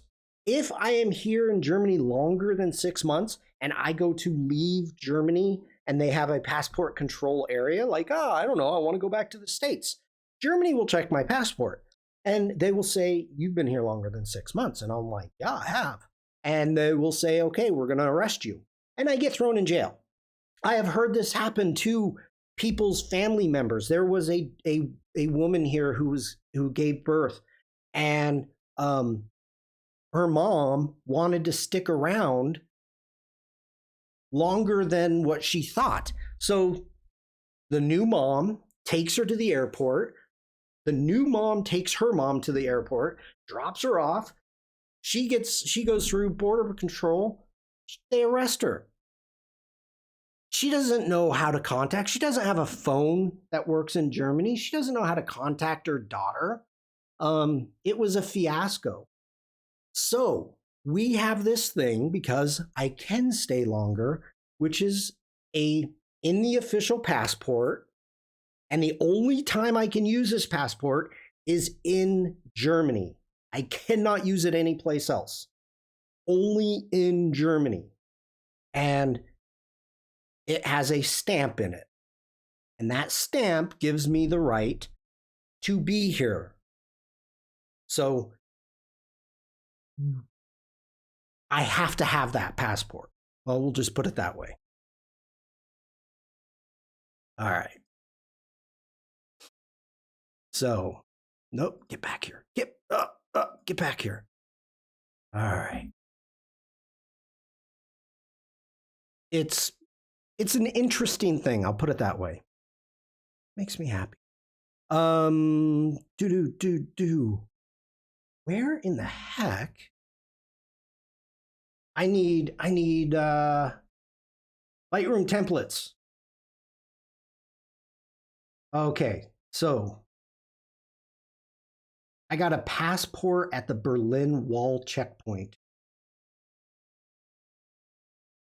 Yeah, I know. Did I save this as a template? I did not save this as a template.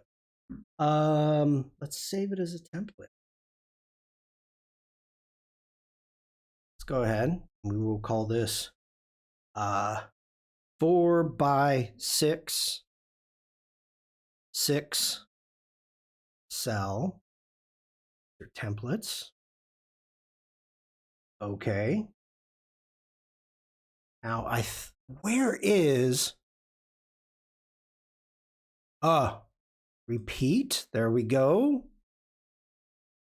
I should update. I need to, well, no, yeah, let's update. Okay. Let's do.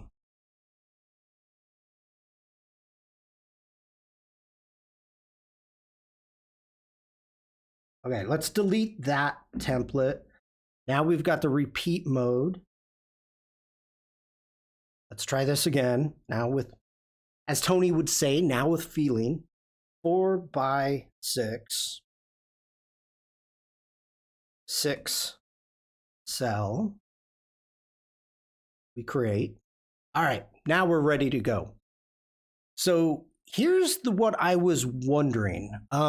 First off, we don't want a stroke border, okay?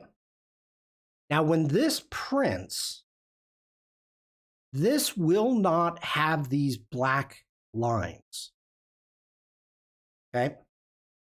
So if we check our cell, we've got keep square. Yes, it's already square. Everything is there. Inches. Yep. So that's not going to be there. So if I come down, and where'd you go? I'm looking for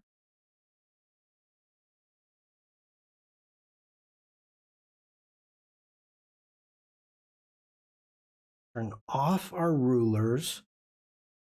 Let's turn off our cells. Okay. Ooh, that's a mistake. Oh well. Oh, well, we turn that all off. So we know exactly what we're getting. We turn off the guides. All right.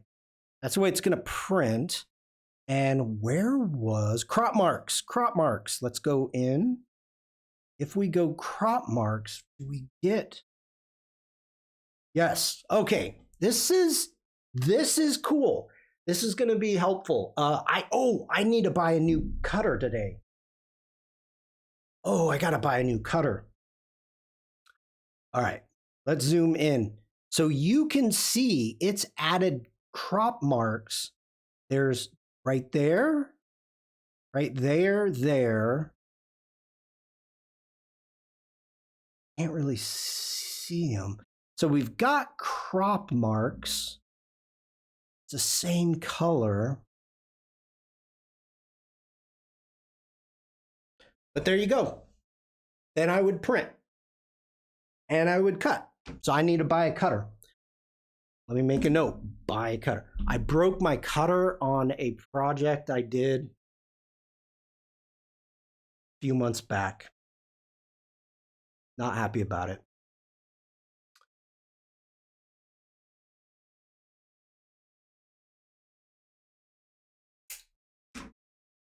Not happy. All right. Do we have any questions?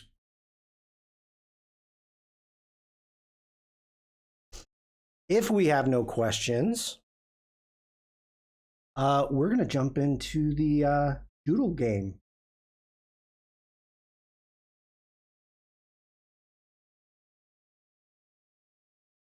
Because we are officially done doing the introduction into Adobe Lightroom Classic. Good job, everybody. Good job.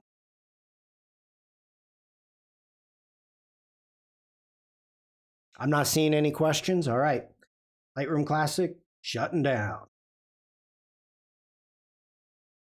Cancel out of that. Why are you not syncing? Local activity.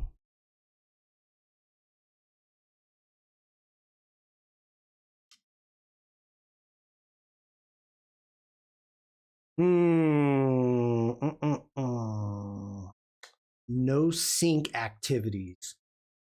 Then why are you telling me that you are syncing when I know you are not then?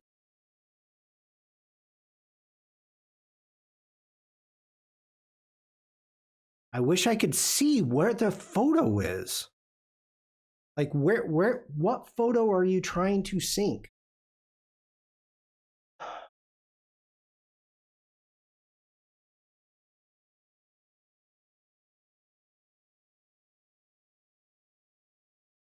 Maple Glades, you are in time for the doodle game. Oh, Vikram, thank you for that. Cheers. Cheers. We're gonna have an ad starting in about 6 minutes, so let's go ahead. I'm gonna stop. Let's pause that. All right. So if anybody needs passport photos, I'm gonna be setting up at my studio this weekend for passport photos. I wonder. See, here's the thing, though. If I go and I send in my photos to the passport and I age myself in using the neuro filters, would they look at the metadata and go, no, these are from too long ago? Because it's got to be within 6 months. All right, I am back on my regular computer, so I've got my Wacom tablet. Don't try the neuro filters on passport photos. It cannot handle it. I don't think it would. If they don't, they should. Passport photos don't get retouching. Yes, they do. Yes, they do. Germany requires digital certification. You can't just print them out yourself anymore. That was a huge part of my business when I was in the studio. We did a ton of passport photos. Catch-22, need passport to go get passport pictures. Oh, that's funny, Devlin. Oh yeah, for mine, now Maple Glades, I have 3 different passports. I have an official US passport. I have a US travel passport, which is your normal passport. And then I have got my Canadian/Mexican passport. Because I have to have an official passport since I live in Germany, but I'm a US citizen and am with the military. Let me rephrase that. I'm here because of the US military. And so mine the only reason mine were ever turned away is because I sent for my official passport, the military one, I sent the same photo as my regular passport. Maybe it's because we had them done. I had to go to the post office and somewhere get a photo. They printed out and it came from a verified place. So maybe folks are retouching and stuff now. Oh, we used to retouch every single one in Germany. But it's for verification, not vanity. We can talk about that. So the really cool thing that a lot of people don't know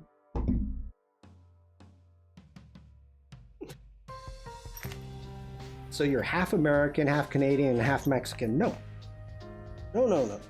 All right. Tangent number 2. Okay. Can't show you that one. Or I can't show you the inside of that one. That me? Nope.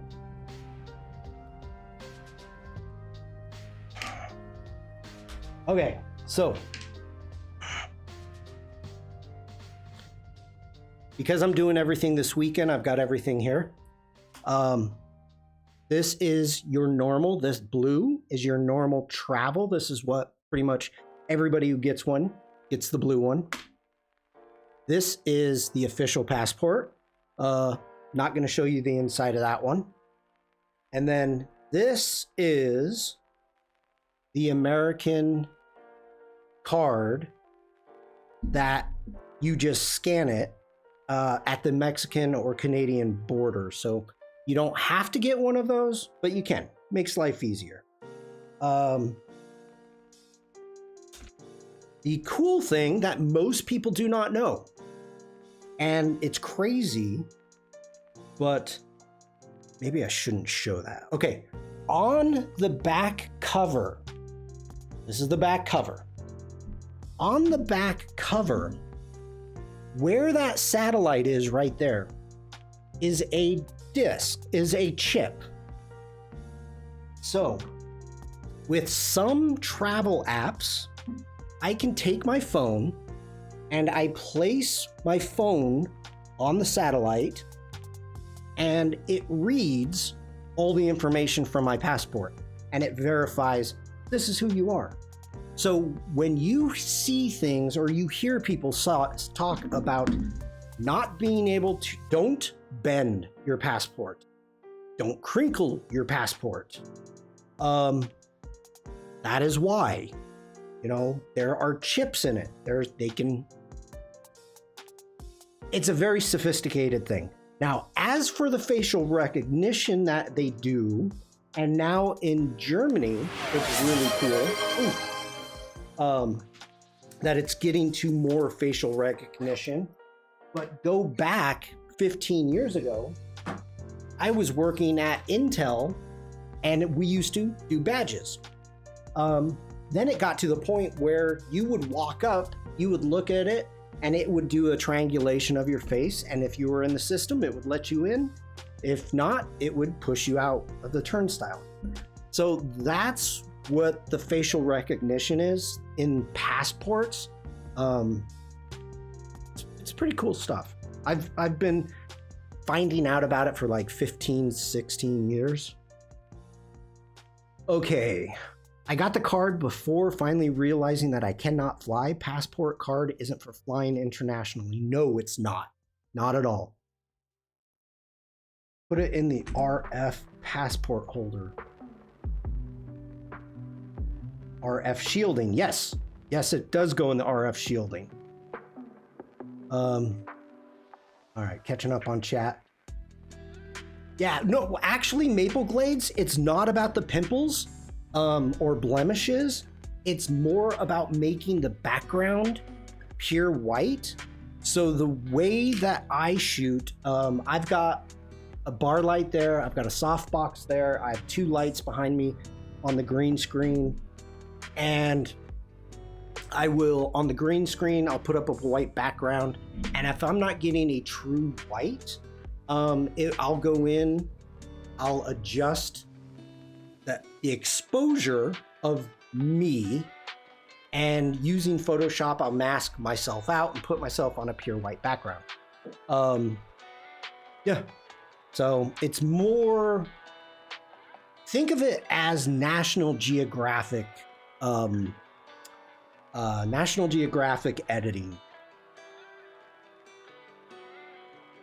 Can't really change anything, but you can play with exposure and whatnot.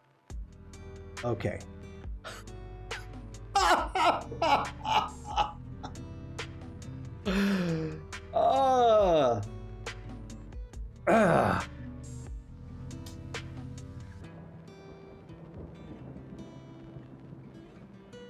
Tim, I love you, buddy. I love you. Behold the many faces of Shawn. Sad, happy, angry, doodle game, enraged, forgot to save.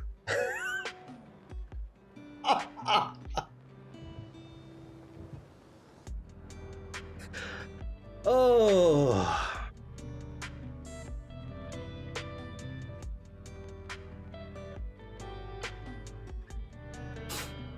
Thank you, Tim. I love this Discord. Oh my gosh. Let me give that a 100%. Ooh, okay. For those of you that are just coming in right now, we like to end the stream, or I should say I have a redeem, where we play a little game of Pictionary. I have a Pictionary word generator. Somebody has redeemed the game, so we are going to play a game of Pictionary. The reason I am playing a game of Pictionary, in case anybody wants to know, is I'm not an illustrator, and I never have. And so this is taking me out of my comfort zone, and I kind of enjoy it. All right, so we're going to start with easy. Oh, Lord. I may mess with you right off the bat. Right off the bat. Okay. An ideal non-player character avatar. I'm almost out of water. Let's go ahead, hit B for brush. Let's get our brush, making sure, okay, we've got everything, our colors. Yep, that's good. This is, hold on, I am just doing a little bit of a warm-up, so don't go crazy yet.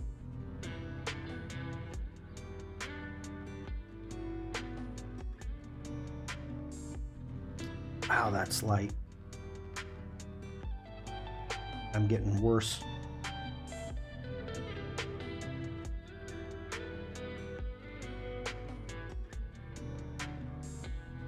My hand is sticking to the Wacom tablet. All right.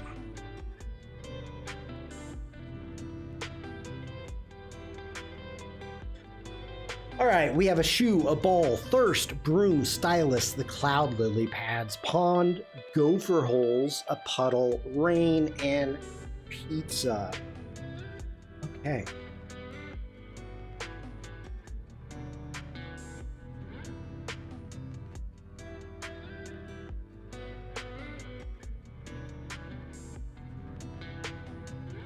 Oof, that's bad, but that's okay.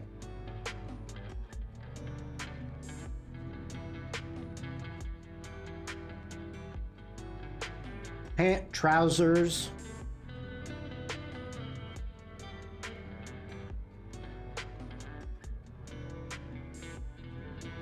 Tent, pant, bedspread, peanut butter and jelly sandwich, jeans.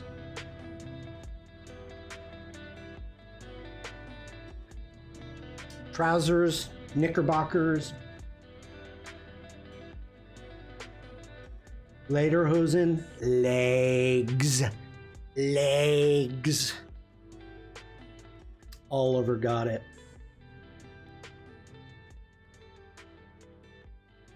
Legs, jeans. Maybe. Good job, Oliver. Okay.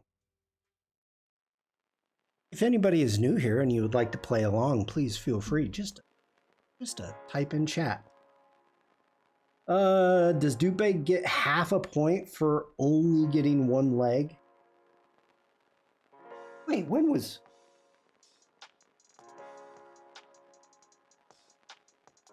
Dang it, how do I miss that?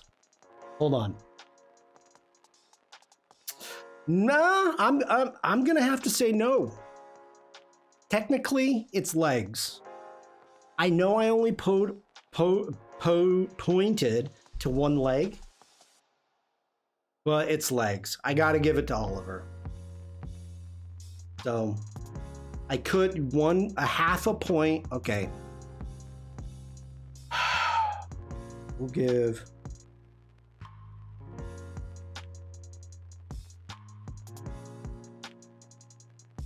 half to Dupe Bug.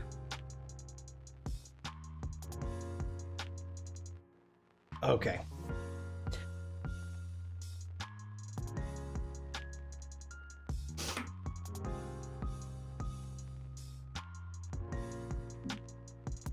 With the current exchange rate, half a point is a lot. That's true.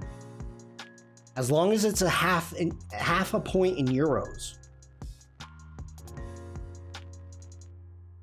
Oh, have I done this? I think I've done this before.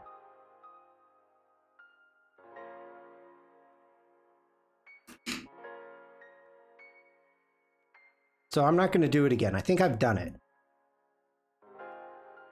Oh. Oh, okay.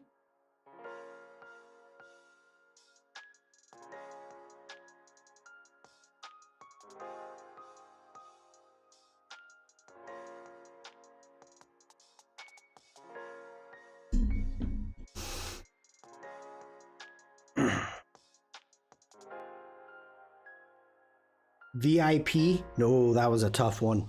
It was glue. Okay, here we go.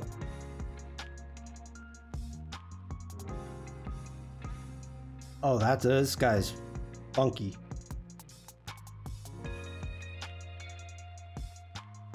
He's got a...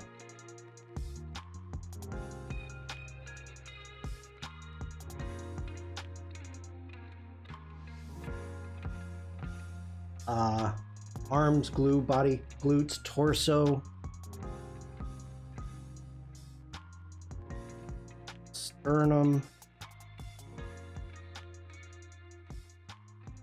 topless, ribs. Oh, we have a tie. Rib cage. We have an actual tie at 248.45. We got ribs by both Oliver and Dupe. So let's go ribs.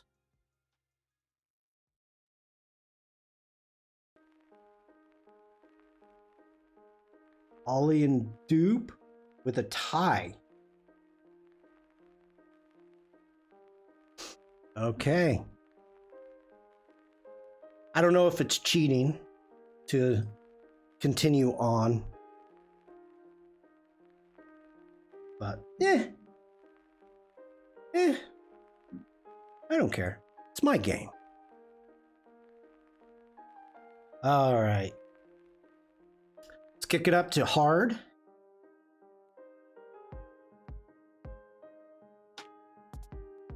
I think I've done this one. I may need to find a new generator. We're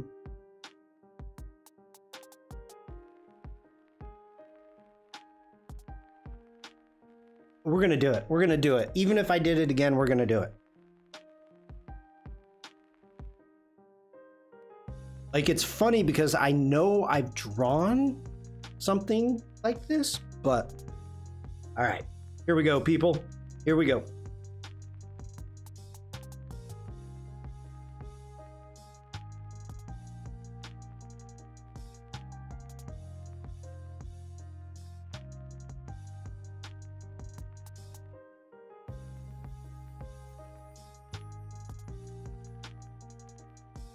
A house, a route, garden,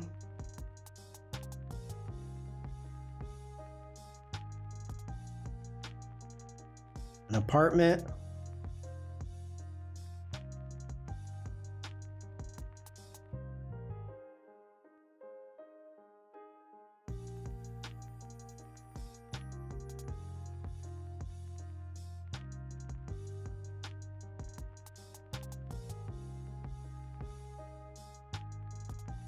chimney, smoke,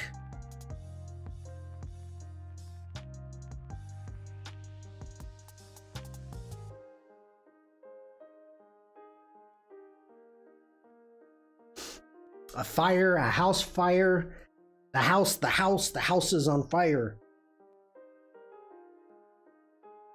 Okay,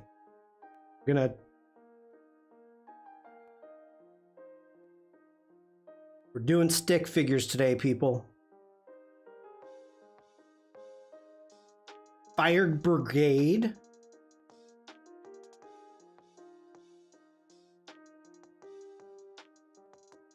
Fire responders. Fire engine. Rescue. Fireman. Fireman. Fireman. It was, whoops. Fireman. Oh, wait. Actually, I was wrong. But Uma got it both times. Uma got it.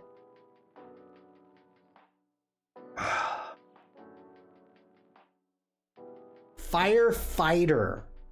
I forgot it was firefighter, not fireman. So firefighter. Firefighter. Oh, I messed that one up. Firefighter. That's, why did I put my pen away? Uma. Way to break up the dynamic duo of Oliver and Tim. I got zombie firefighter.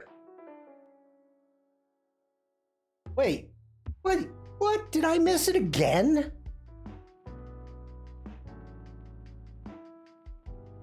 Fire brigade, rescue, firemen, burning down the house, zombie.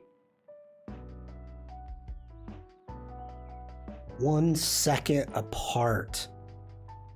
1 second.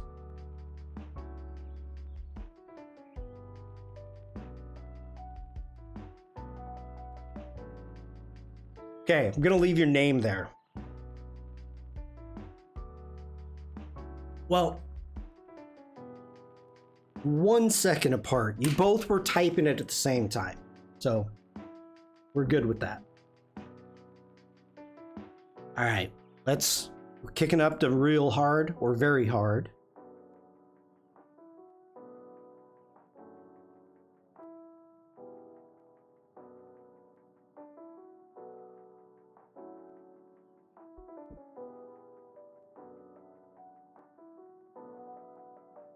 Some of these, I honestly, I have no idea how I would draw them.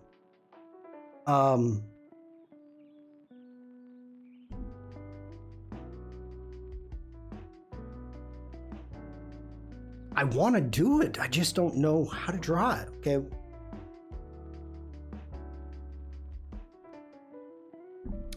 Oh my gosh, we're doing this one.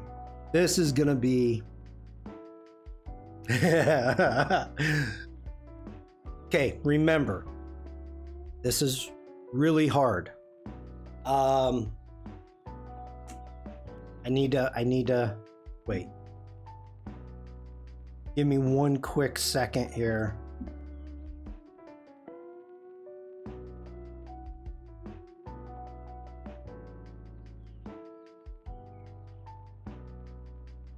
Okay.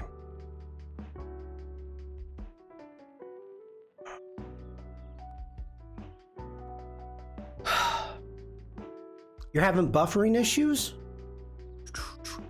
I'm sorry, Uma. It's saying I'm excellent across the board. I'm sorry about that.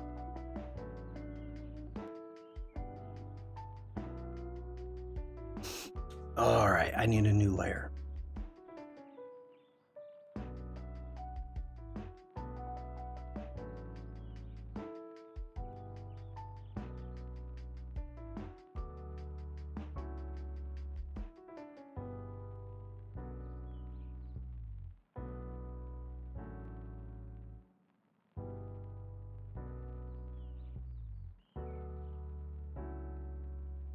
A top hat, an apartment.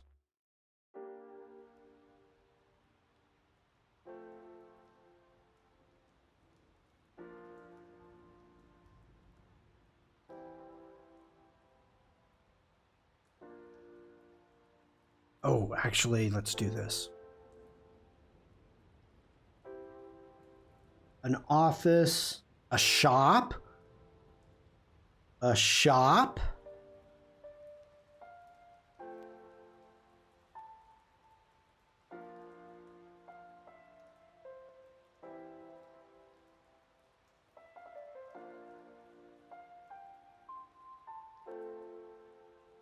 A shop, a solar panel.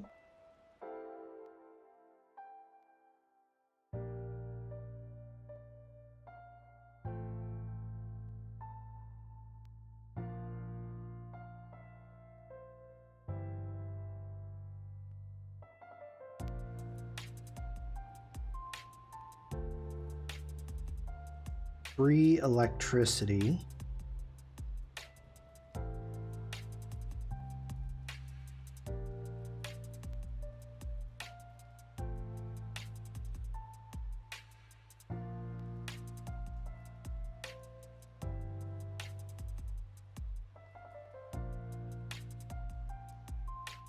Sushi, bait, tackle, sushi, fish shop, tackle shop.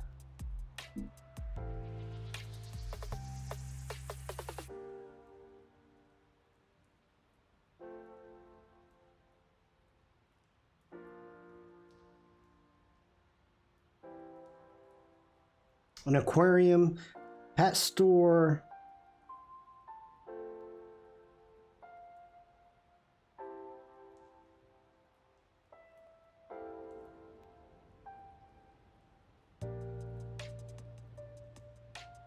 Fish pet.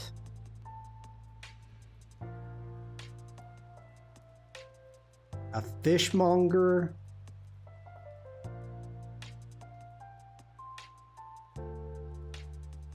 Seafood.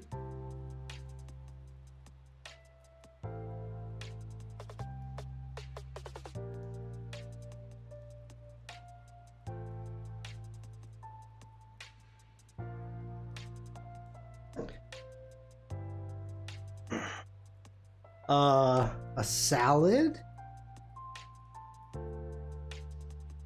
An Alaskan barbecue. Okay, what is that?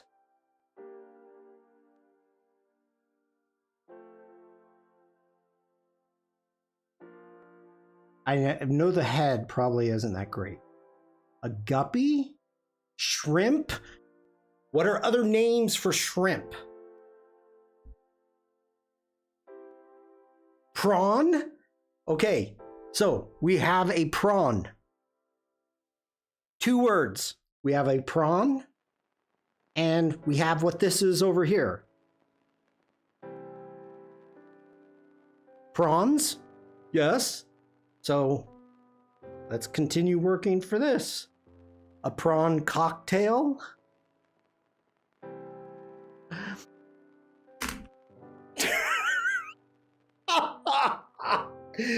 Dupog! A pawn shop.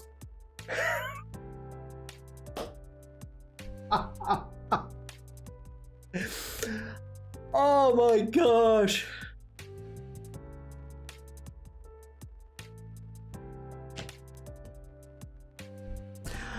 Oh. Why do you refuse to take that point? Why? That was a tough one.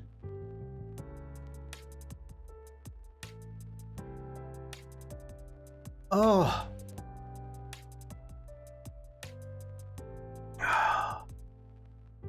Well. Unless you know about pawns and chess.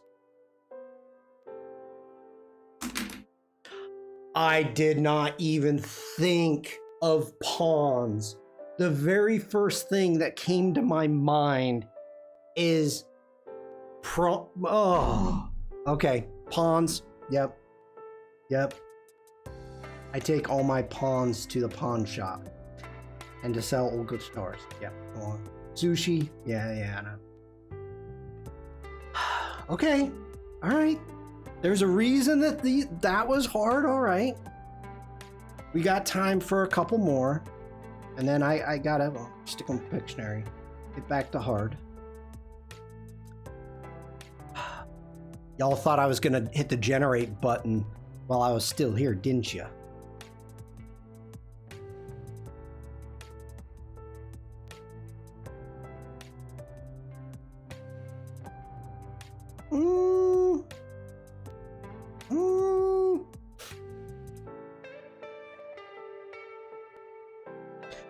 Okay. Let's see if I can do this. Here we go.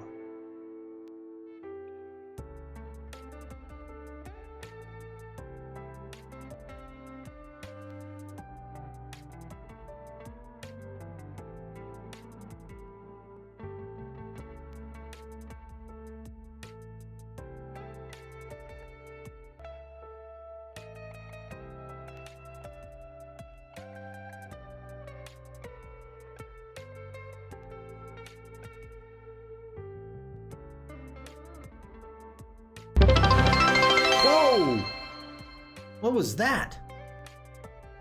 Followers goal started. Jeez. That freaked me out.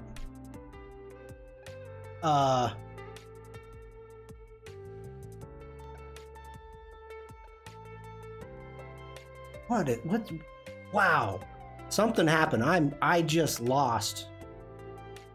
Like everything.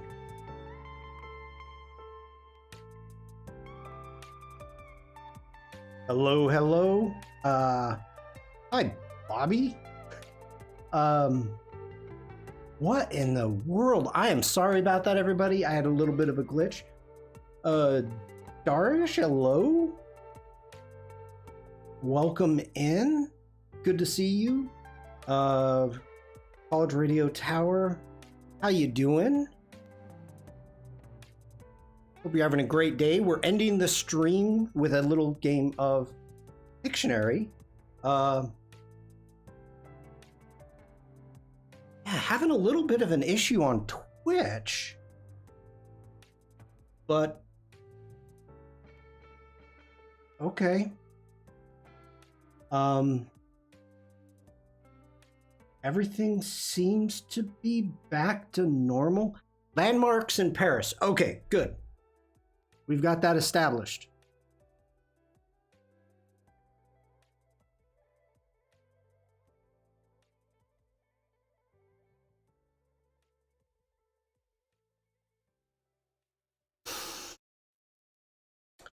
Twitch went offline briefly. Holy cow.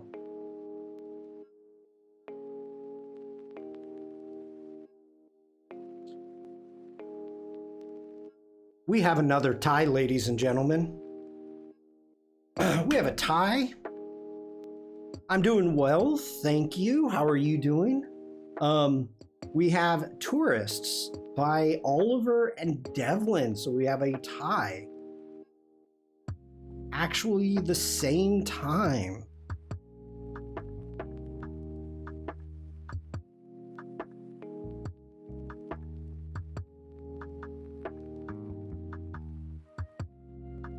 Sightseeing. That ended up being easier than expected, to be fair. All right. We're gonna do one more, and then we'll probably end it.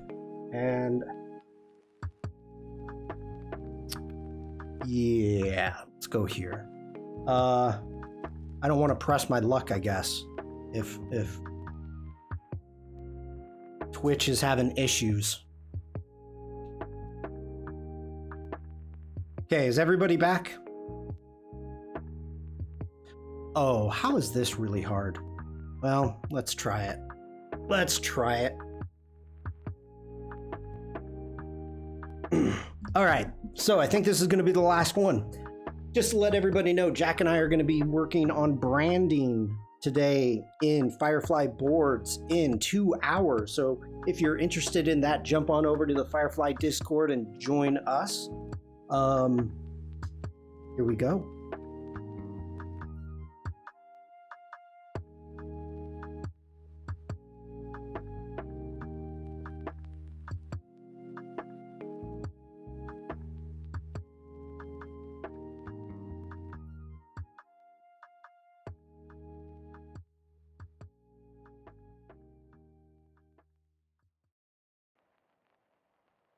BC, how you doing, buddy?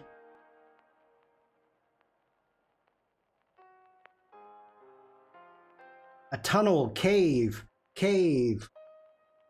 All right. High-speed train. Okay.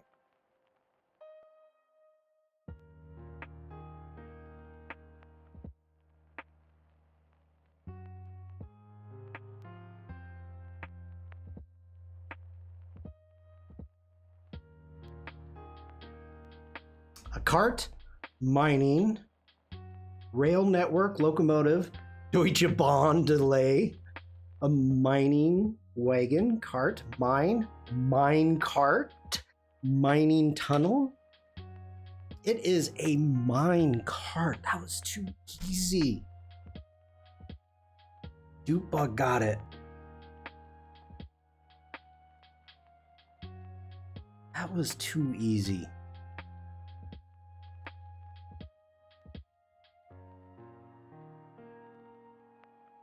Oh, we can't end that way. That feels dirty. Should have combined the words. Yeah. I mean, I could, it's too. All right, let's take it down. Last.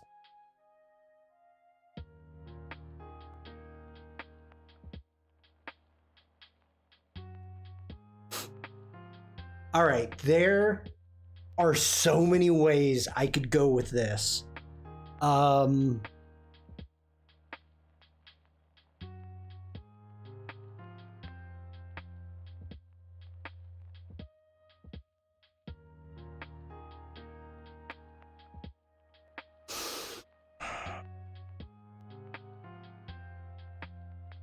This is going to be super easy. I'm trying to think of a more difficult way, a way to make it more difficult for you. I with this community, I honestly don't think I can.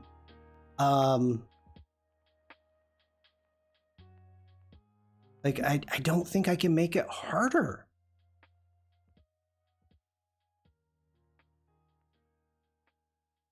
Yes, I can. Yes, I can. Oh, wait, that would be cheating though.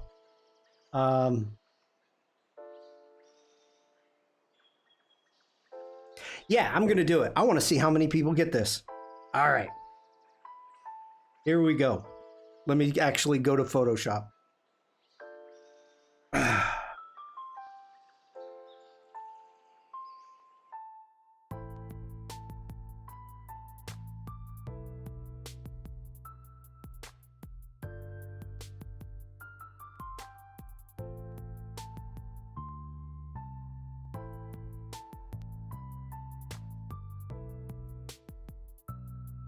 Oh, so close.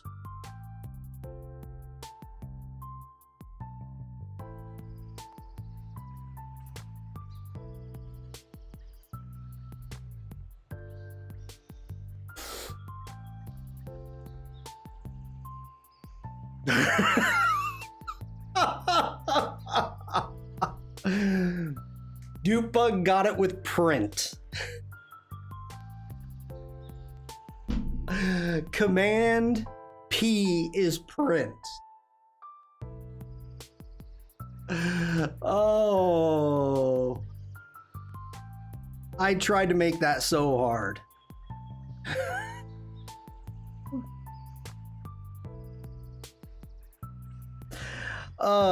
I was thinking I could do a printer and say, oh, that's close enough. Print. So it is. Yeah, it is. All right. Print. Last one. I've never used that to print. Neither have I. This is going to be, this one is, this might be hard. This might not. Okay, last one. Letters are not allowed. Franck. Franck. So, I don't think you were here the first time. The first time we played this, I'm like, we need to make some ground rules here, okay? Because I could sit here. You got a big boom. Vikram King 1999 just redeemed big boom. There you go. So when we started, I was like, okay, wait a minute. If we, can I use color? Can I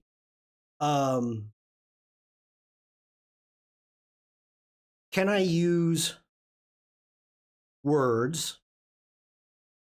Can I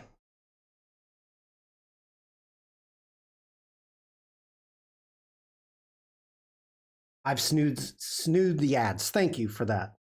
You know, so I could do this. Whoa, Command Z. Let's get D for develop. I could do this. And everybody would know, okay, it's an orange, right? It's an orange. Great. Now, if I try to make an orange and I'm doing the same thing with no color.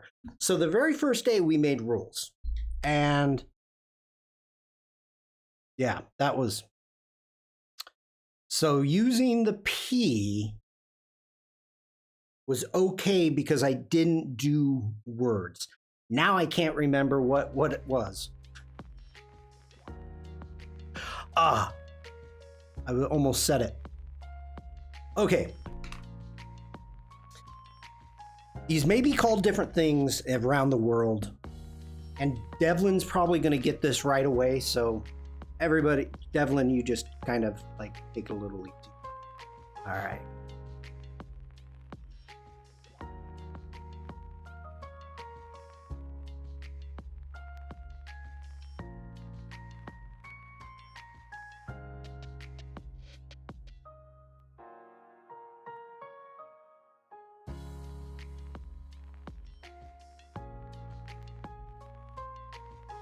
A cone, a chicken, citrus, passion fruit.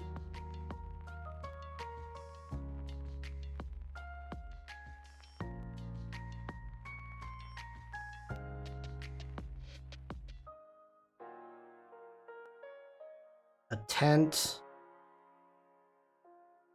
Mobile.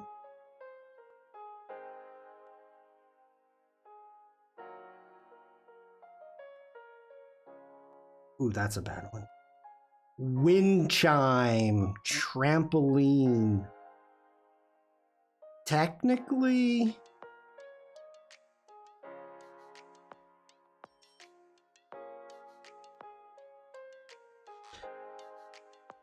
it was chime, but I got chime out of it.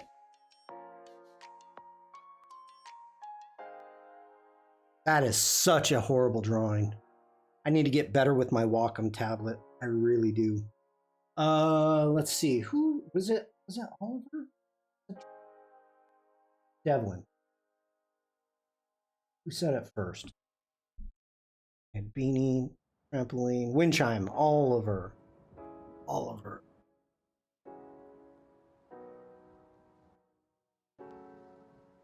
Make sure that's Ollie. Okay. Let me put my Wacom away. I gotta buy photo cutter. All right, everybody, thank you for hanging out with me today. We have finished our walkthrough Lightroom Classic. I've discovered some stuff about parenting and childing keywording that I never knew about. We found some major bugs about switching from the library to the develop module. And yeah, but hopefully you all learned something a little bit new, a little different. We're going to start in Photoshop come Tuesday. Have a great day, Frank. Thanks for being in here. It's not a bug, it's a feature. It's a kind of a bug. Use your printer whether you like it or not. Yeah, I'm going to, well, I have to. We're going to be doing passport photos this weekend. So I need to get a cutter. I need to get my studio. Well, it's already set up, really. What photo, Vikram? Okay, let me snooze. I got it, Oliver. We've got one snooze. All right. Gotta rename my account to Dupe Feature. What? Which? I don't know what you're talking about, Vikram.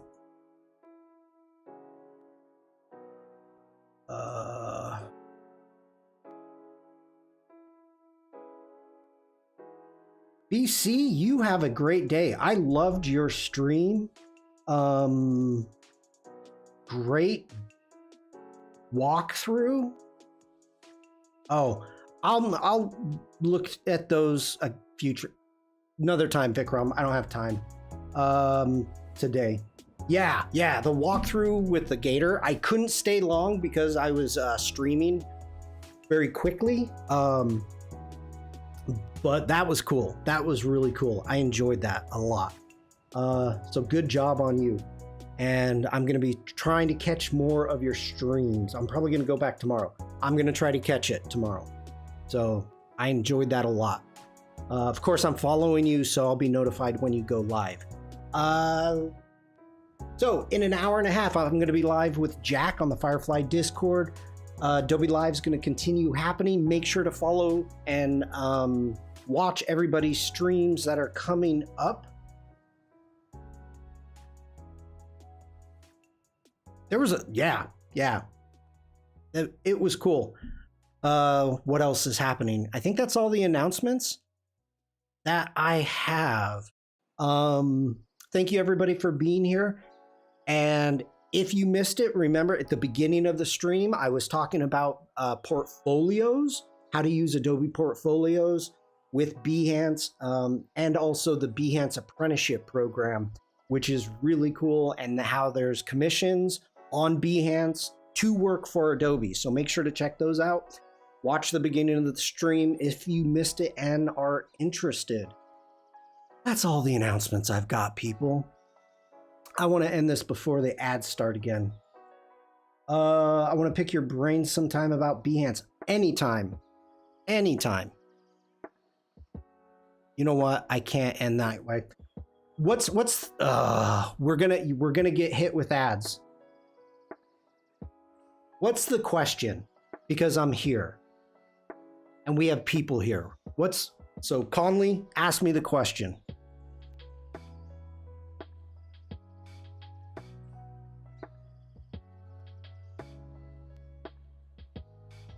You and I will talk later. Okay. I was gonna say we're gonna go into tangent mode. Lazu77 just redeemed Big Boom. Elena, hello. I gotta get here. How you doing, Elena? Thank you so much. To be or not to be hence? That is the question. That is true. Yeah. I can definitely help you out. If you want to DM me in the Discord, feel free to do that. Otherwise, we can do even a call on the Discord. All right, everybody. I hope you have a wonderful rest of the day. Good to see you, Elena. Doing well, thank you. Wonderful here. Everybody, stay safe, stay creative, and just be nice. I will see you all in chat. And if I don't see you, I hope you all have a wonderful weekend. Bye, everyone.